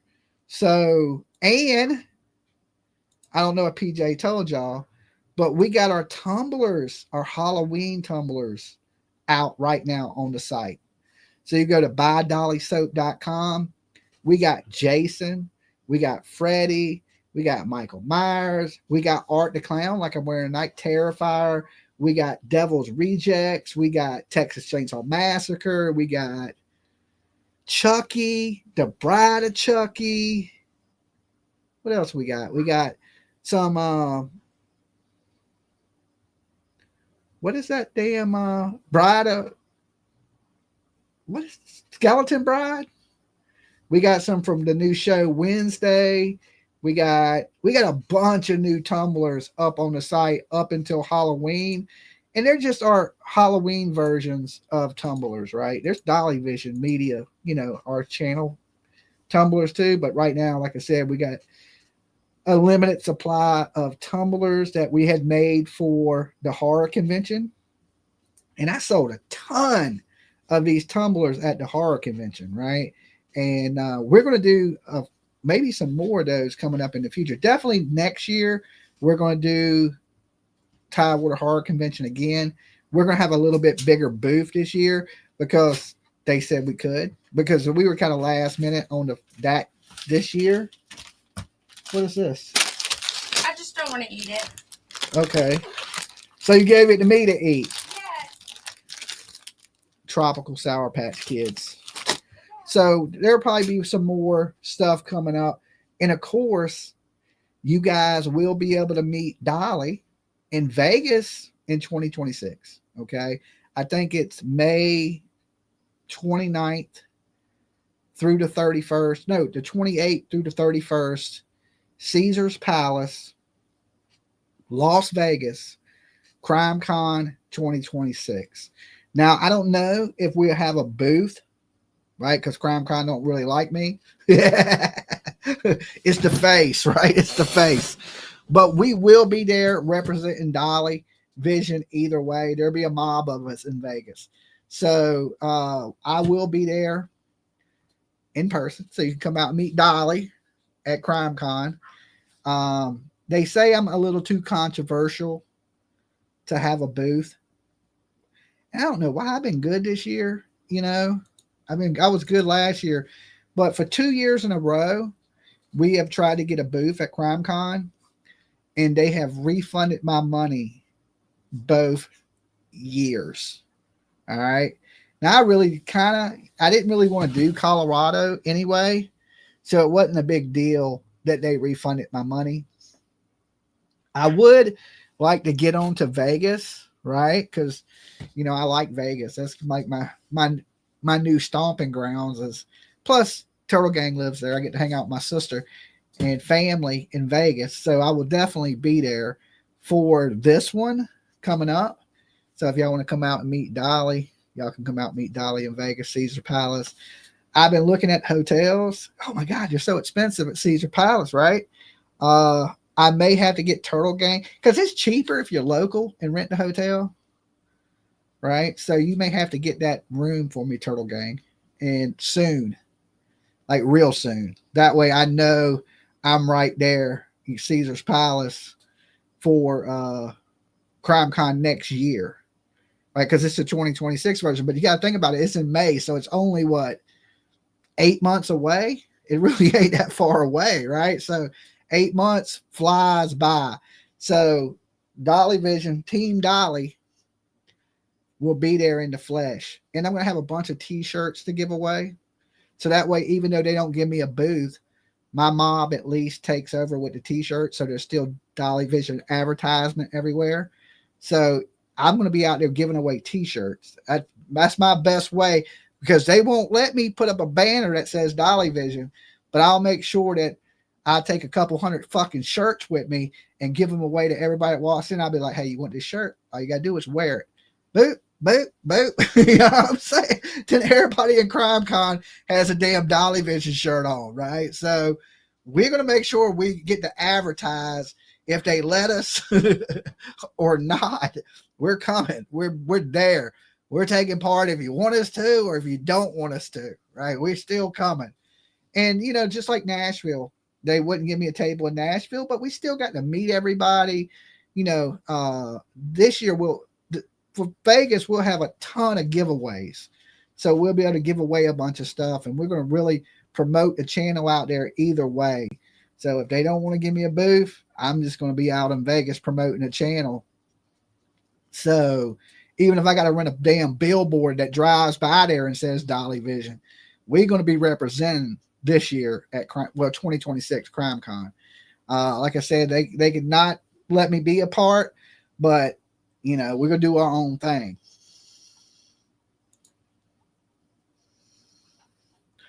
Okay, yeah. Forrest, if you're just coming in and you're seeing the title of the video, because we did put active shooting, that was at 10:30 tonight. A guy on a boat opened fire into a bar.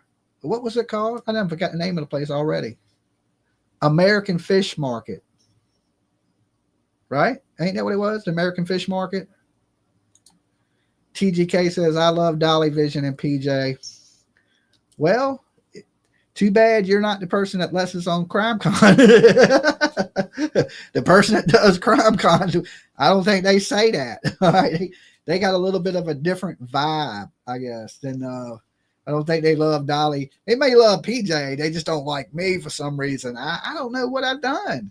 Right? I mean, the first year we had a bunch of haters kind of hitting them up and saying, hey, you know, Dolly's this and Dolly's that. And I think they just didn't want any drama, you know, because it's so, you know, and really we're not a drama channel, but you know, when you got people hating on you, it's, you know, it is what it is. And we ain't had people hating on us in years. Okay. All them channels that were like drama channels that I used to go back and forth with, I don't go back and forth with them anymore. And nobody really fights with us or messes with us anymore. And, you know, we're more legit now than we was when we first started. You know, I've built this into, you know, back then we was at like, what, less than like 20,000 people. And then from then, we done built this to an 80,000 subscriber channel. Probably will hit 100,000 by the time CrimeCon 26 takes place. And we've done that covering legit stories. Join Caesars Rewards online. They will comp you rooms. Also, if you have a friend that's retired military, they become a platinum member through them and get free comps rooms.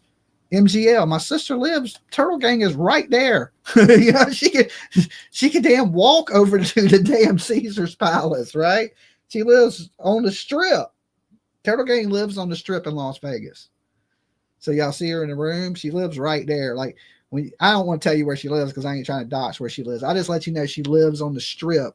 When you look from her porch, you see the hotels. Okay, like she's literally on the Strip. So I will definitely be there. Plus, I like Vegas. Right. This last time I went, it actually rained for like 30 seconds. Okay. True story. I was like, it's raining, right? But it was evaporating before it hit the ground. But it was actually pretty cool. It was like 90 degrees, right? And it wasn't like terribly bad. I was only there for 2 days. When I came back from California, I stopped in and seen Turtle Gang. So I flew from Cali to Vegas. And because I was going to go to what's that damn park in California? Universal. And then I said, nah, I'll stop in and see my sister. So then I jumped on a plane that night and flew into Vegas that morning. And then I stayed in Vegas 2 days, hung out on Fremont Street, and then I flew back. Okay.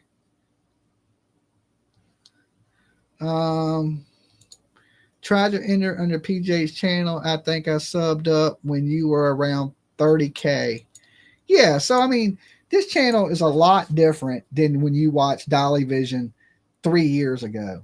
Okay, totally different. I cover stories totally different. I'm still, do I mix a little bit of comedy in there? Yes, but as far as the channel goes, we're a lot different than we used to be.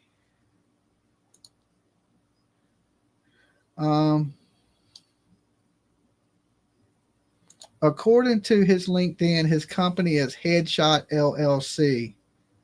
Is that the person that was involved in the shooting tonight? Can you still ride the mechanical bull in Las Vegas? Can I? I've never rode a mechanical bull in Las Vegas. I don't know. Usually when I go, I just go check out the bands and the street performers. Right? Like they'll usually have some country band or some 70s or 80s rock band on Fremont Street. And I usually watch them, maybe drink a beer or two and just hang out right there. The rest of Vegas, I'm not really big on. I think the hotels are too far apart and it's too much walking. And it's just really not like, and I'm not big on gambling. Okay. I'm not a big gambler. I did play blackjack though for the first time when I was there these 2 days. I won $10, okay, but I was up like $100 at one point in blackjack, and I'm not really, you know, I was trying to learn how to play it, and you would think, well, blackjack's easy, but it's not the playing blackjack, it's the betting on blackjack that I didn't understand completely. So as I started to, and I had a dude that was sitting at the table that was helping me, which helped, right, because he looked like he was winning a lot of money, and he was just like. And I didn't know you could help people at the table, like tell another player how to play. I didn't know you could do that, but he was, right? And then I started winning with him. You know what I'm saying? And then when he left, the dealer was able to get about $100 back, right? And then I was like, okay, let me leave while I'm ahead. That way I don't lose, right? So I won like $10, and then I went upstairs and I played this horse racing thing where these horses, it's like these little horses, and they run around the table all crazy, right? And it's like a quarter game, so you bet quarters. And I won like $40 on that. I was pretty good at the horse racing game. Like, it's they'll tell you the odds of the horse winning, and it's never the number one horse you think is going to win. It's always like 2 or 3. And I kind of stayed in that range, and I kept winning on the game. I was like, okay, this seems pretty easy, but you don't win a lot. It's just, a quarter, you playing for quarters. And but that shit was constantly spitting out quarters. When I came back, my whole book bag it was filled with quarters. So I think I won about $20 at least in the quarter game, right? So I would say altogether, I probably won $30. Okay, but I know what you're thinking. Damn, Dolly, $30 ain't shit, right? Yeah, but I didn't lose $30. Yeah, that was the key to it. And like I said, I ain't really big on gambling. To me, it's like, it reminds me of like a bingo hall or something. I seen somebody said you could play bingo in Vegas, but that's kind of what Vegas reminds me of, is a bunch of bingo halls. And, I ain't big on bingo, so I ain't a gambler. But the shows and the street performers, and I like to window shop in the shops. I used to go to Vegas to smoke, right? But now I don't smoke anymore. So it's lost a little bit of its coolness, but not much. Smoky Bingo Hall. Yeah. I think what I really like about Vegas, and this is my thing, is the food options. If you're a foodie, right? They got all the food. And it's all within like walking distance is what I like about it, is they got really good food. There's a lot of good restaurants and diners, and each little hotel has like their own little restaurant and shit. I like the food. I love Damon Darling. I follow him. Somebody's a little behind in the show, right? Because I was talking about the comedy show. Yeah, Damon Darling. Yeah, he's pretty funny. You'll see this in about an hour, because I talked about him about an hour ago. Listen, there's a bingo hall I go to where you can win $10K or $30K on a pool tab. Okay. I seen a lady win a $30,000 bass boat at bingo. Won a bass boat. I was like, how did you get the bass boat? She's like, oh, I won it at bingo. I was like, what? She was like, yeah, I won the damn boat at bingo. I was like, lucky. Who's the guy with the tiger that does shows? I'm not for sure. You might want to ask Turtle Gang that. She knows all the Vegas stuff. I don't know.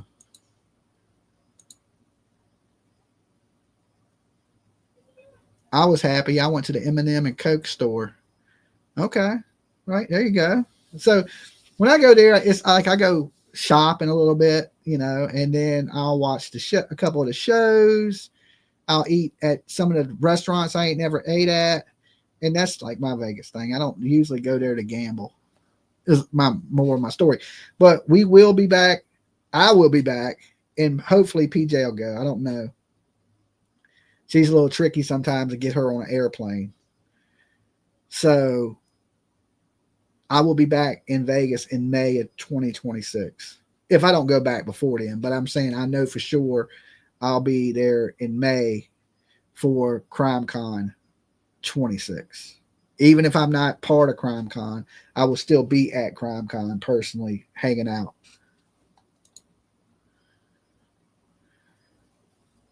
I just puked up a bucket of bingo balls. I still have a car wash coins. I'm looking at hotels and airfares right now for CrimeCon. Well, a hotel room for the weekend, what I seen for Caesar Palace was like $1,800, right? Kind of pricey. Could they have had that at like somewhere a little cheaper?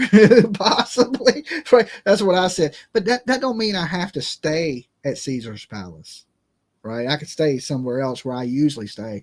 Because I like I said, I like Fremont Street the best in Vegas. If you had never been to Vegas and you were going to Vegas to stay, I would say stay on Fremont Street.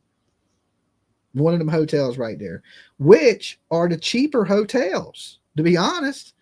But like I said, if you're local, or if you gamble, a lot of them hotels give you rooms and stuff. You may say, well, I can stay somewhere 1,000 times nicer for the same price if you're part of their little, you get your little card and you become a member type shit. But they have been knocking off my resort fees. I always bitch about the resort fees when I get there. And this last time I was there, they did the same thing. They charged me resort fees. I think it was like $35 a day resort fees extra, right? And I went into the office and was like, hey man, y'all don't advertise these resort fees. I think that's a little wrong to get here and then y'all bill me these resort fees. It makes me want to go gamble somewhere else.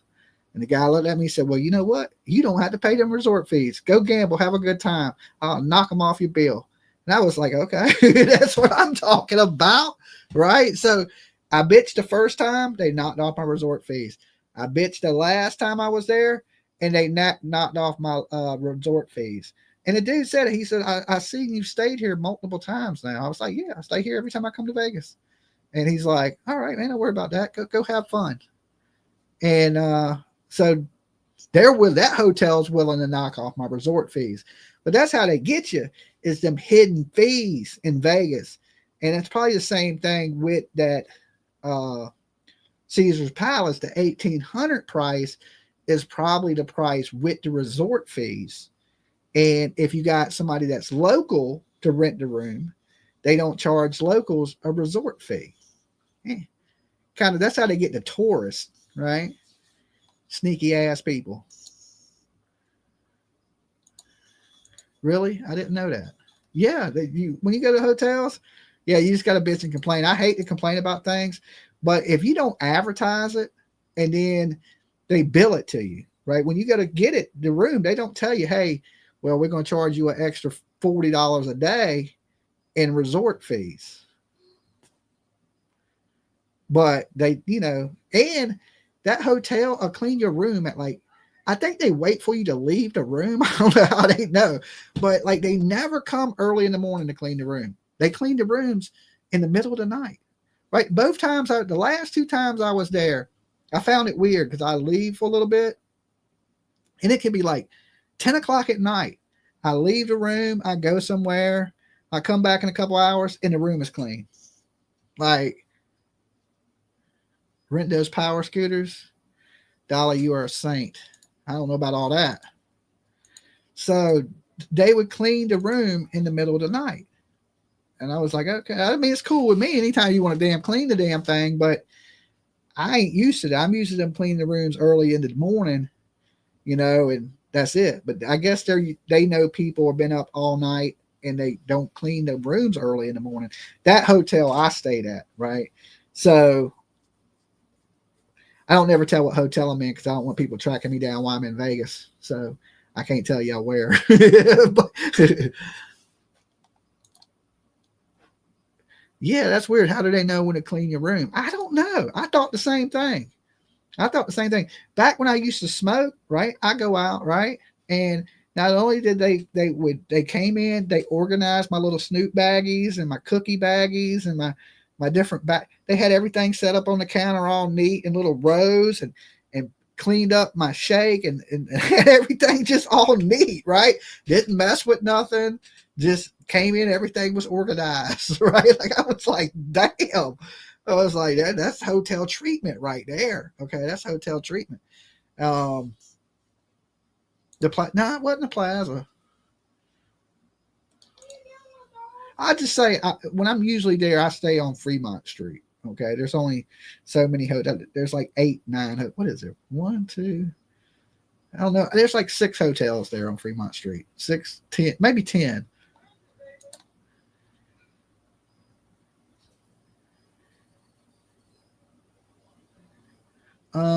They're like $40 a day. You can go from to Bellagio to Fremont, and not have to walk. Way cheaper than an Uber.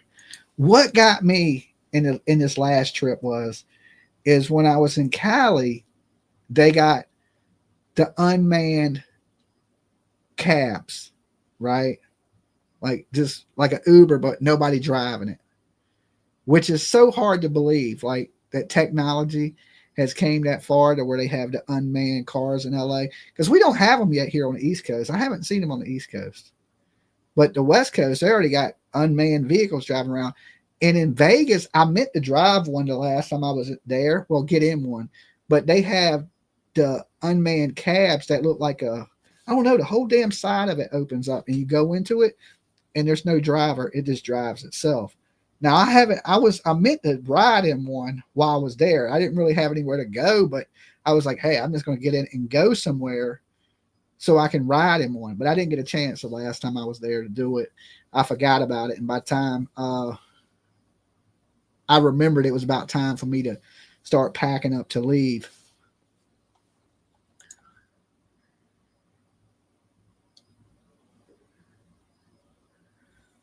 Always tip your housekeeper and leave a note. It helps their pay and perks. Thank you. You have them in Texas, the unmanned cars. That is so wild. And I wish that technology would speed up, because I would love to have a car I didn't have to drive. Believe it or not, I don't really like to drive. And PJ makes me drive everywhere. So these long trips, if I could just jump in the car and go to sleep, I never fly. I drive everywhere.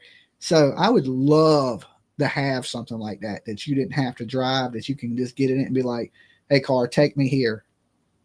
Now, if it was trustworthy, I'd be a little skeptical at first, but maybe in a few years of them driving. And I don't think one of them's been in an accident yet.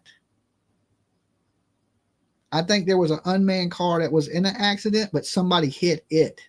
It didn't hit nobody. And I watched them drive all over LA, and shit, they drove better than some people were driving. I was like, okay, long as it works, I would be scared to get in a unmanned car at first, but I figure in a couple years, shit, that technology will probably, be pretty good by that time. What's typically the best day of CrimeCon? Lockbox says. That I don't know, guys. I had a good time every day that I was there. Especially if you're into true crime, that's kind of what hurt my feelings so bad, is that when they wouldn't let me be a part. And like, I love true crime. Like it's my thing, right? And it's like not being accepted by your peers. But even though they didn't let me on, I still had a great time. I wouldn't, I'm not going to shit talk CrimeCon because they don't want me to be a part of it. Because it's really fun if you truly like true crime. Now, if you ain't big on true crime, you might still find something interesting, especially like the lectures and things they do, like the paint, like they have, like when I went, they had Nancy Grace as a speaker. They had John Walsh as a speaker, and he went over his son going missing, which was a crazy story, right? And Nancy did a good thing. I don't know what they did this last year because I didn't get to go. We went to Florida during CrimeCon this year. So I don't know. I don't know who's going to be at CrimeCon either. So I guess it has a lot to do with it. But every year it seems to be, Nancy seems to be at all of them. Vinny, he's there, and his podcast, which, here's an announcement for you. Maybe some of you guys want to take part in this, right? I'm looking for 2 people that want to do the Don't Wake Up Dead podcast with me, right? Not just anybody. You got to be the perfect person, all right? You got to have the perfect personality. We accept you, Dolly. I know Dr. Latina. Thank you, guys. I know my viewers do, right? Y'all get it. Y'all get who I am. I think if you just watch me for a few minutes, you wouldn't understand. You have to really watch me to get who Dolly is, right? Because sometimes I say some stupid stuff, but and when sometimes things are taken out of context and people don't really get who I am, you know, they're probably watching just a couple minutes of me and going, "Oh no, hell no," right?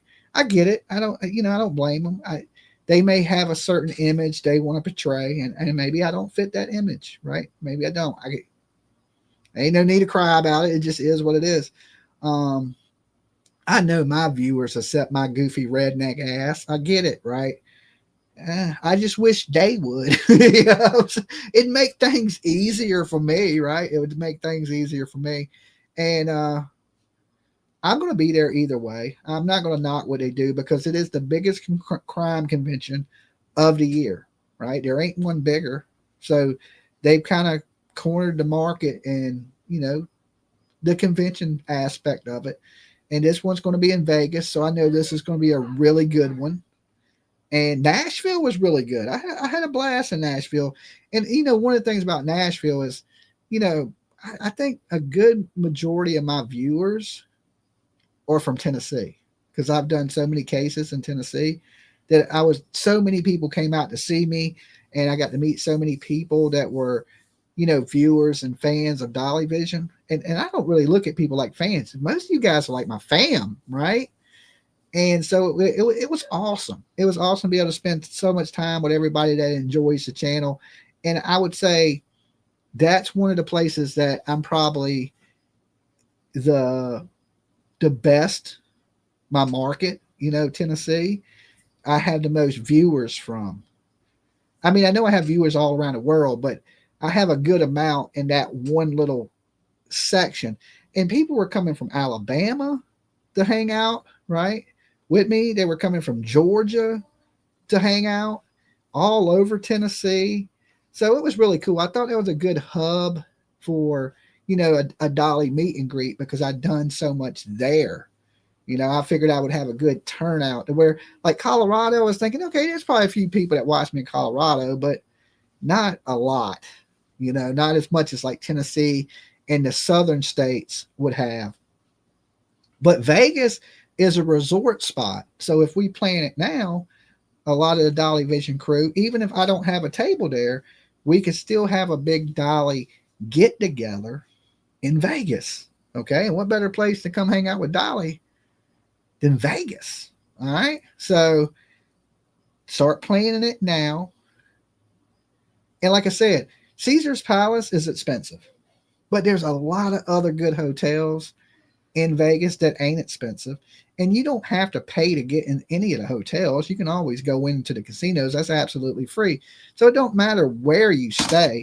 Now, I have to tell you, CrimeCon is a little pricey. And they've already sold out of regular tickets. Let me pull this up and show you guys. They've already sold out of regular tickets.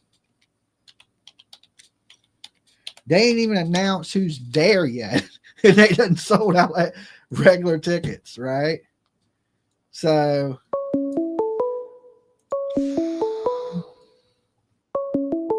Dolly. Hey Dolly, how are you? I'm doing pretty good. Where are you calling from?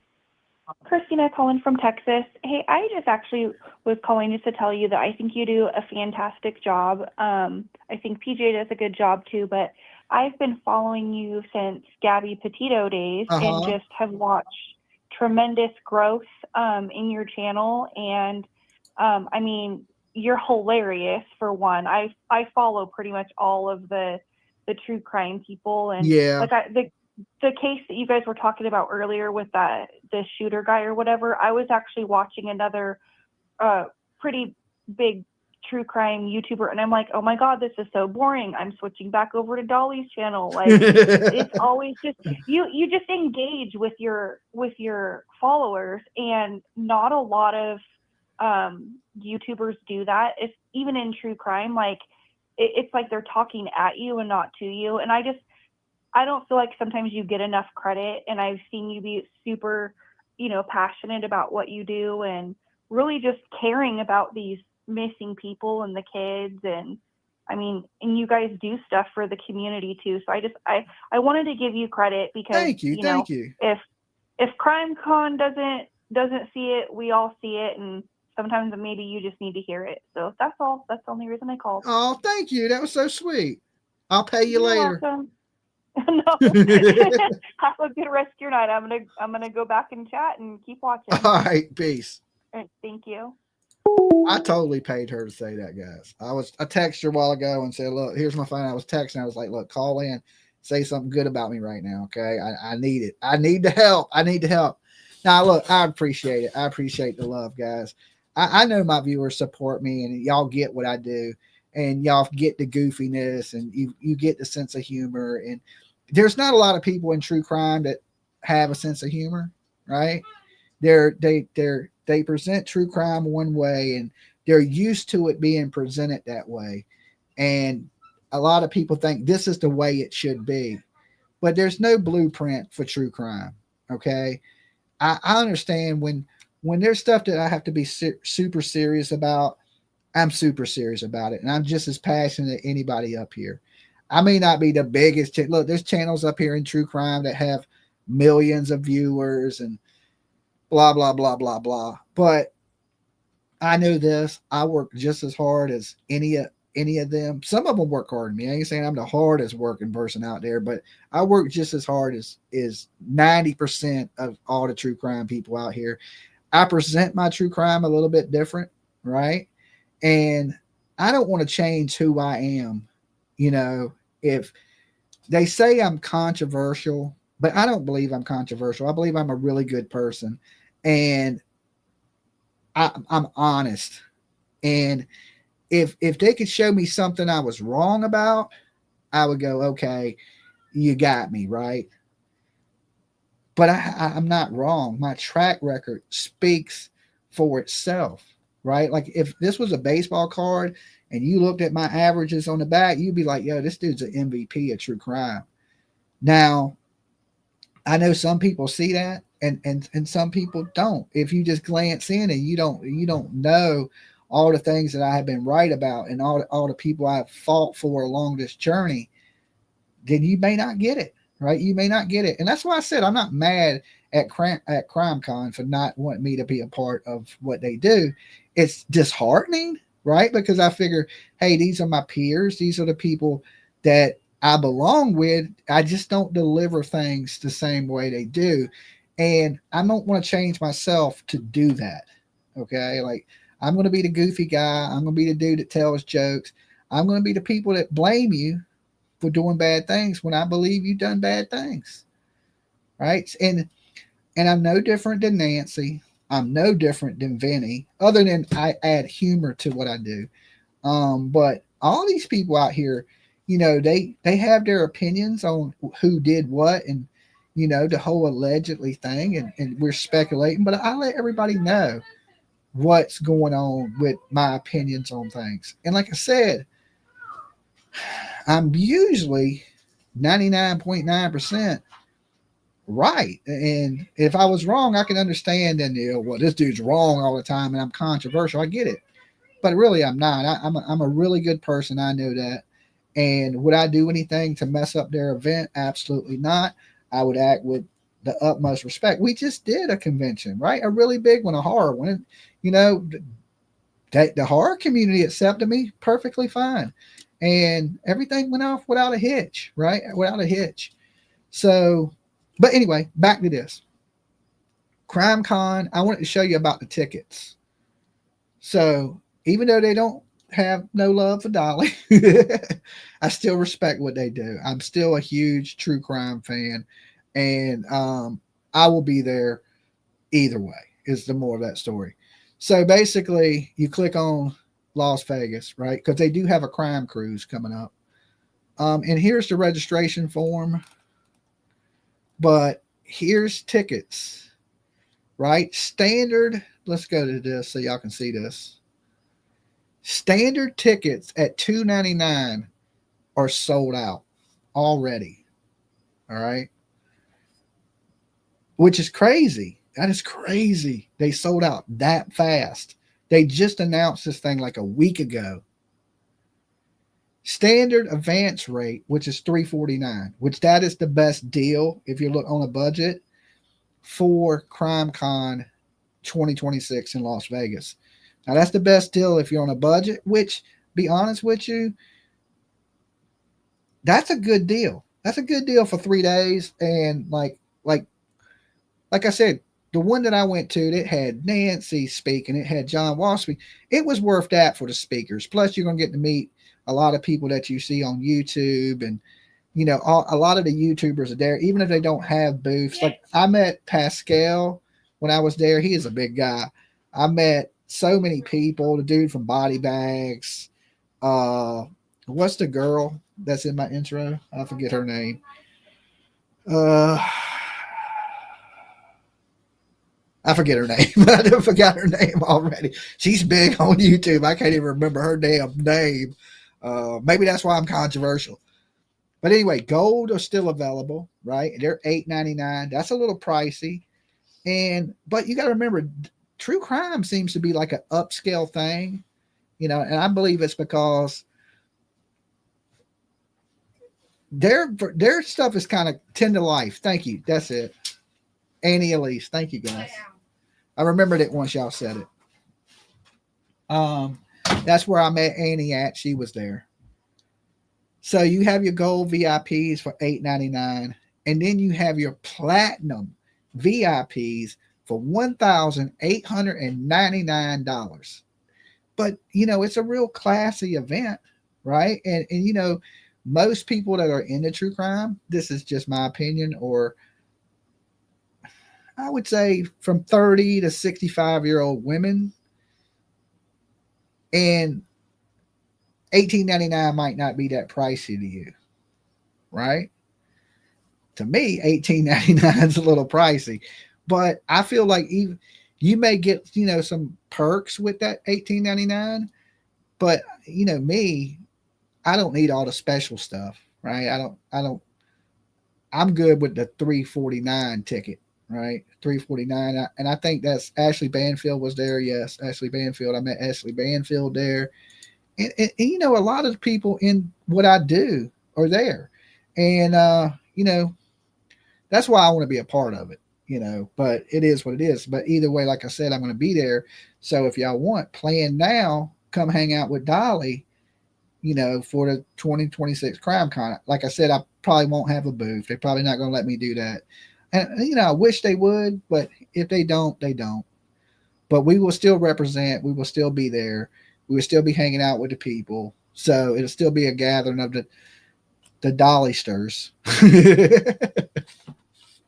And we're going to have fun in Vegas, right? That's how I look at it.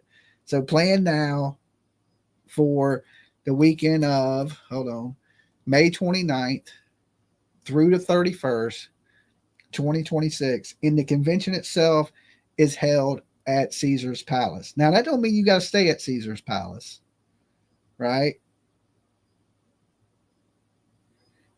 No perks worth $18.99. Are you kidding me? Well, if you've never been, I don't really know their perks because that's a little out of my price range.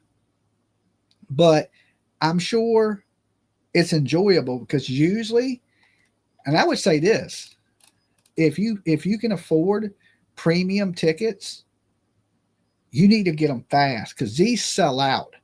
You couldn't even get a premium ticket for Colorado. They sold out in Nashville. Okay. They sold out in Nashville because I was going to get a premium ticket. I was like, well, next year I'll get a premium ticket and, you know, be able to brush elbows and, you know, hopefully brush the right elbow so I can get in. But they were sold out. They were sold out of that. Gets you into like their award ceremony, to the dinner, to the bar. It gets you into all that. And the regular tickets don't. Right? You don't get to brush elbows with all the people. This is the brush elbows ticket, is what they should call it, right? You really get the full experience of, you don't have to wait in the lines for like the meet and greets and stuff like that. So believe it or not, I've been to a bunch of conventions now. $18.99 really ain't that pricey for what they offer. It depends on what kind of experience you want to have. Right. I think that's the really important thing. You got to ask yourself, what kind of experience do I want to have? My experience is I just want to meet the people. I want to be able to shake hands, kiss babies, tell you about Dolly Vision. So like I said, any ticket is a good ticket. It just depends on the experience you want to have at CrimeCon. All right. So, and like I said, these platinum tickets, I guarantee you, you come back in a month, these will be sold out. These gold tickets will be sold out. The only thing you'll be able to get is the standard advanced tickets, probably, if they're not sold out. I believe this will sell out in Vegas fairly fast, because you got to remember, Vegas is a lot of people, and there's a lot of people that go to Vegas and they be looking for reasons to go to Vegas. Shit sells out fast in Vegas. If this stuff sold out in Colorado and this stuff sold out in Nashville, you can believe it is going to sell out in Vegas. So that's why I'm saying, if you do want to go, I would start planning this stuff immediately, right? Because believe it or not, 8 months, it'll be here before you know it. It'll be like boom, boom, boom, CrimeCon 2026. Awesome. So I just wanted to go over that with you. And, you know, like I said, because I will be in Vegas for this, I'm already starting to make my plans to do everything. And like I said, I'm still going to try to get on with them and, you know, kiss a little butt or whatever I got to do. Walk their dogs on the weekend. What do you need? What do you need from Dolly, right? Come on. Like, I'll do it. Let me stop by, wash your car. Just let me get a booth. Let me get a booth, right? So it'll be good to meet a lot of you guys and see you. So plan for Vegas. Okay. We're having a Dolly party in Vegas.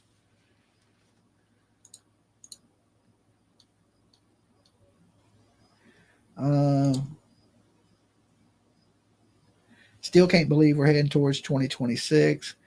When did that happen?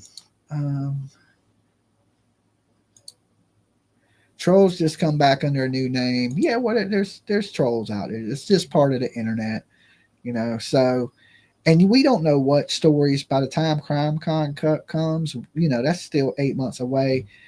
The crime world moves fast, right? There's always something happening. There's always something going down, and so we don't know what stories will be jumping at that time. PJ came in. Hold on. What's up, producer? I just spent 30 minutes looking for the dog outside. What, Lolo? No. Ray? He ain't listening? No. All right, guys. Well, look, I'm going to get ready to get out of here. You guys have been great tonight. I will, of course, see you tomorrow. And we got a little sidetracked on the show tonight because of the active shooting situation. And but tomorrow we'll be right on point. And like I said, I will try to get OnTita to come back Monday. I'll try Monday or something. Hopefully he'll be out of the hospital and we'll have some time to actually sit and chop it up about the Haro case. We didn't really get a good chance to get into that tonight. So hopefully we can get him back on and we can go over some of the Haro case and some other cases. Okay. Because I like to get his input on some of that stuff. So until tomorrow, you guys be good, stay safe. And just remember, if nobody else does, Dolly loves you. Peace.